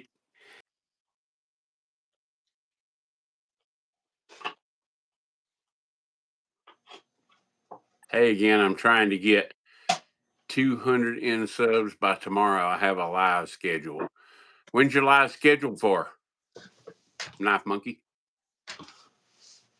But yeah, it's kind of weird. It almost has like a cheetah vibe Uh-huh. and a copper lock vibe. It's kind of but it's and sharp, buddy. I tell Yeah. you what. That But might that gum knife, dude, is $14 on Amazon. yeah. And I mean, I dare you to find a single thing you Wrong. can point out about this knife. Uh-huh. I think I had that one, but I sold a bunch of I didn't have a lot of Rough Riders. I put together like I might have been 6 or 7 Rough Riders and just sold them as a lot. I think Wally actually bought them. I think he did. But yeah, I think that was one of the ones I had in it because it was the single blade trapper with the thumb stud. Yep. Well, I got the Rough Riders. Like I bought a Rough Rider copperhead Uh-huh. just to see if I liked the copperhead. Before I dropped the money on the case, and then I dropped the case, and they forgot to put an edge on it. I mean, the sharp part of the knife looked just like the back of the knife. On the case or Yeah, I mean, uh, it didn't have a bevel on it. It didn't have a nothing. It was just a flat piece of steel that came to a point. dang. And several hours with a stone, we kind of made it works. Right. But yeah, that's how I got stuck on Rough Riders. Now I buy the heck out of them, Yeah. and like I'll be at work. I usually always got at least one Rough Rider on me, and somebody be like, "Hey man, let me borrow your knife." Yeah. Because you ain't the more with the bone scales or Yeah. buff scales. Yeah, I did the same thing. I like here recently. I've been carrying in my back pocket. It's just a roper. Yep. I think it's in 10. I know it's carbon, but I can't remember if it was 1085 or 1065 or something. But it was some kind of. But it's carbon. But yeah. And if somebody asks for a knife, that's what I'm gonna pull out and give them. But it's Yep. like you were saying. I think on Amazon you can get them for like $13 or something like that. Carbon Hmm. steel, and it looks like a little mini, folding hunter. So that was a Yep. plus. But Yeah, that's always a plus. yeah, liner lock, and you can flip it out. I mean, quickly with you know, I Yep. mean, it's I dig it. I gave one to Chuck. I sent one to him, and he carries his. I don't know how often, but I know he's carried it, and of course you gotta, the tip was all rounded off, so I had to get a point on it, and but yeah, it's good now. Well, a lot of things is 1065. I'll show you. Have you fooled with any of these yet? The hard hat knives? No, I don't have any hard hats yet. This is Hard Hat USA, and I have the exact same knife in a 5-inch model. This is like a 3.5. In a 5-inch model that just says Hard Hat. There's no USA on it. Gotcha. And I don't know the story about them. I don't know, because you got to watch that. A lot of these Chinese companies are putting USA on blades now. Right. You know, coming up with a Wing Jing towel.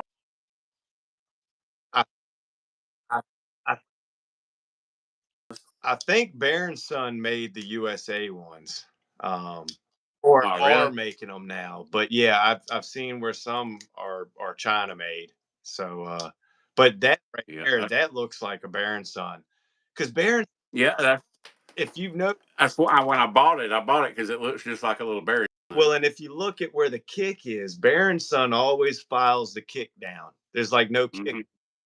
And I've got quite a few Baron Son lockbacks like that, and there's no kick, and it's like, all right, that's kind of how I tell a Baron Son, you know, it doesn't have a kick or not.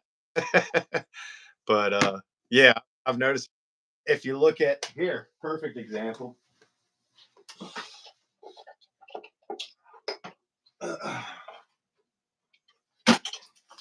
So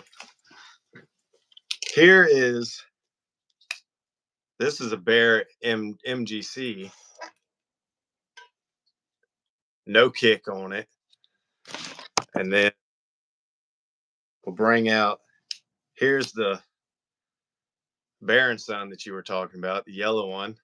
No kick on it. And then the Moor Maker, no kick.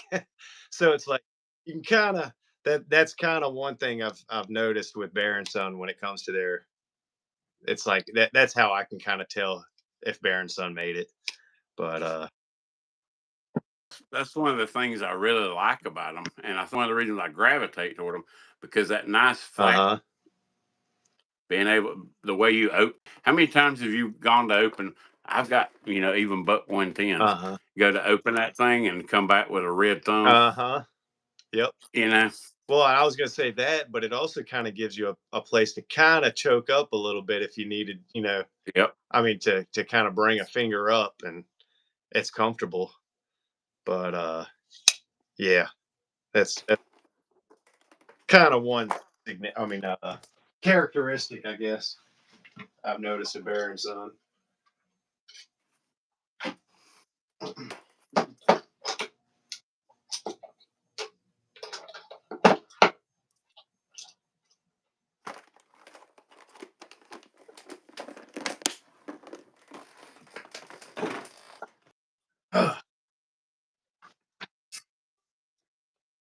That might change.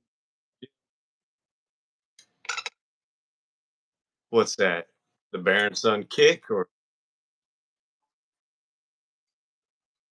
hang on, I don't see nothing.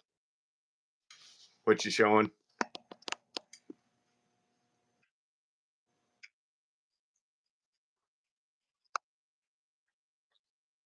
Yeah, you're frozen. I'm looking at an empty chair.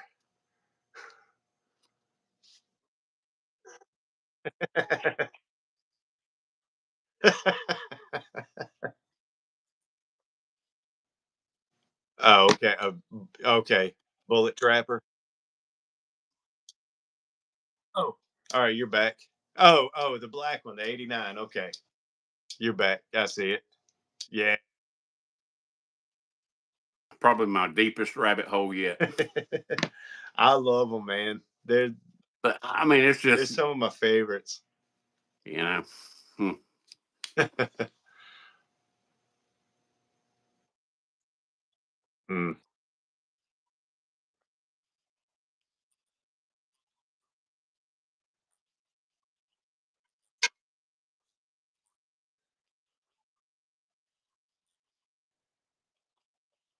Oh, okay.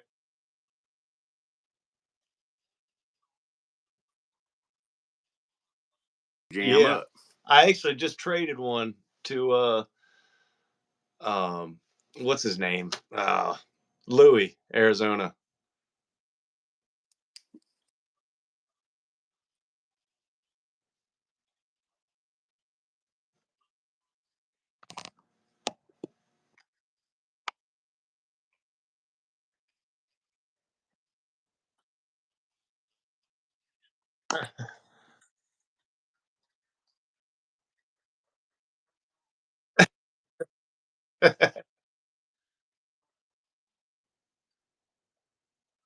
Yeah, you froze.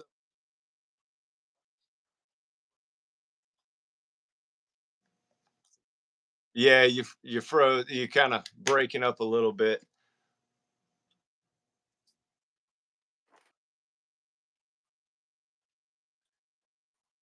and then killing the Wi-Fi.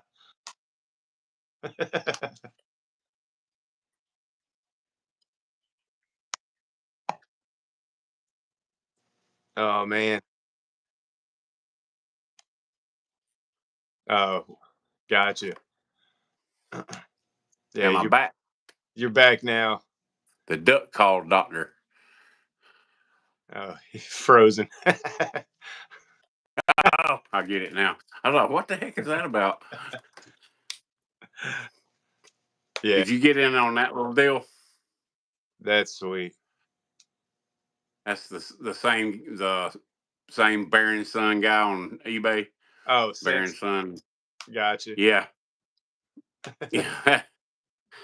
That was Did you get a killer deal too?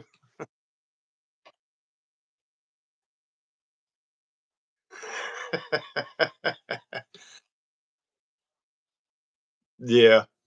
Did I send you the a link to them or something? Whoops, sorry.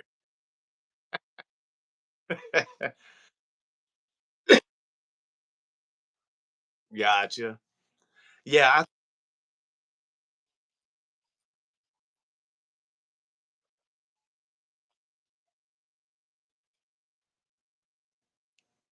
say. Oh, okay, gotcha.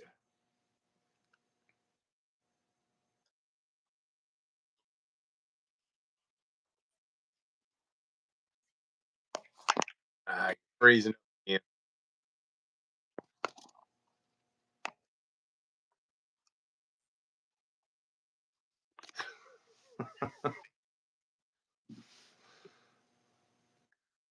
I guess I guess your chickens are providing Wi-Fi. Yeah, you're frozen right. Yeah, you got two of.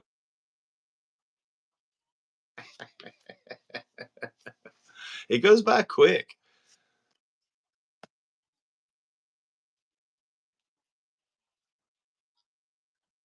No, this go. Mine end up being this way too, and it's like, holy crap! I've been on here for 3 hours, and you don't even realize it. yeah. And if you're working on something, it goes by even quicker. You know.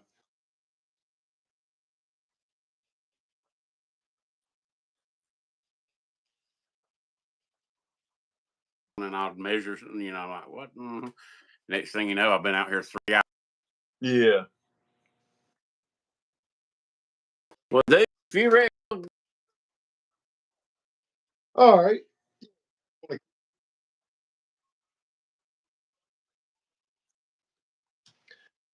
Yeah, and for everyone that stuck it out the whole time, thank you.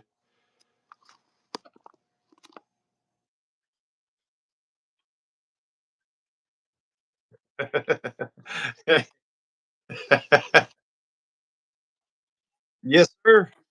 Yeah, anytime, man. I know we had talked about doing it a couple weeks ago, and so yeah, it's I'll do it anytime, man. Just let me know. oh yeah, that's a blast. Heck, next time I had to set up out in the barn. I got more stuff to pull off. Cool.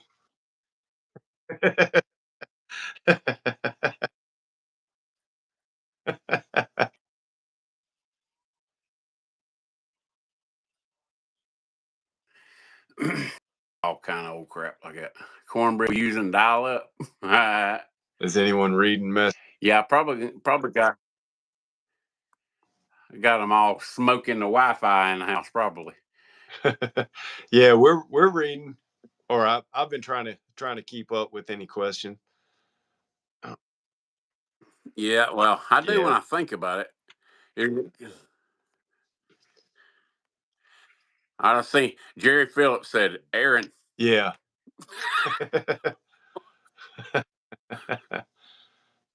Yeah, now I'm going down that rabbit hole, going back through the chat. Yeah.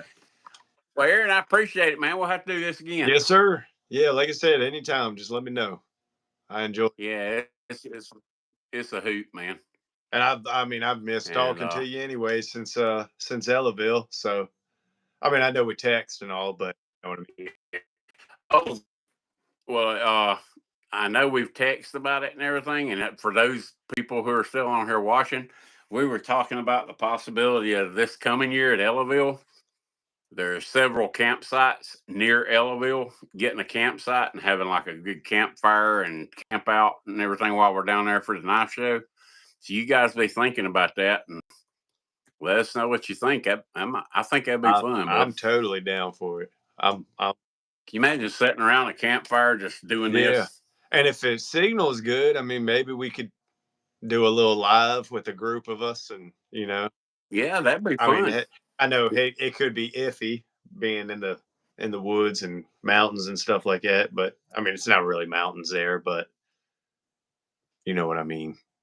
Yeah, I could still. My son's got a Jackery, little portable battery thingamajigger bobber with a solar panel. I steal that and I'll borrow Mr. Musk off the roof. And Mr. Musk. They'd have a fit. They go to log on to their Call of Duty or whatever it is, and oh god. Well, you go into Commerce next Saturday, Cornbread. I am planning on it, Jerry. I take it. I got to get with you guys. What time y'all want to meet down there? It's supposed to be the Cracker Barrel and all that good stuff. Group fire pit live from Ellaville. Yeah, that'd be a hoot, Dennis.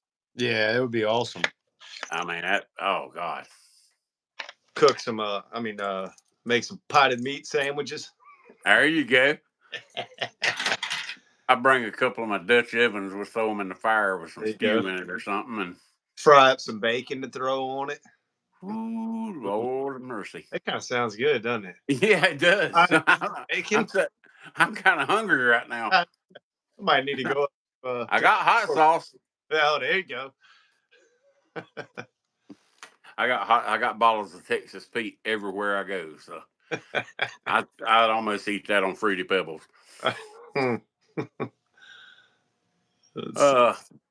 Later, bud. I'm gonna let y'all go. All right, man. Peace out, fellas. Y'all have a good one.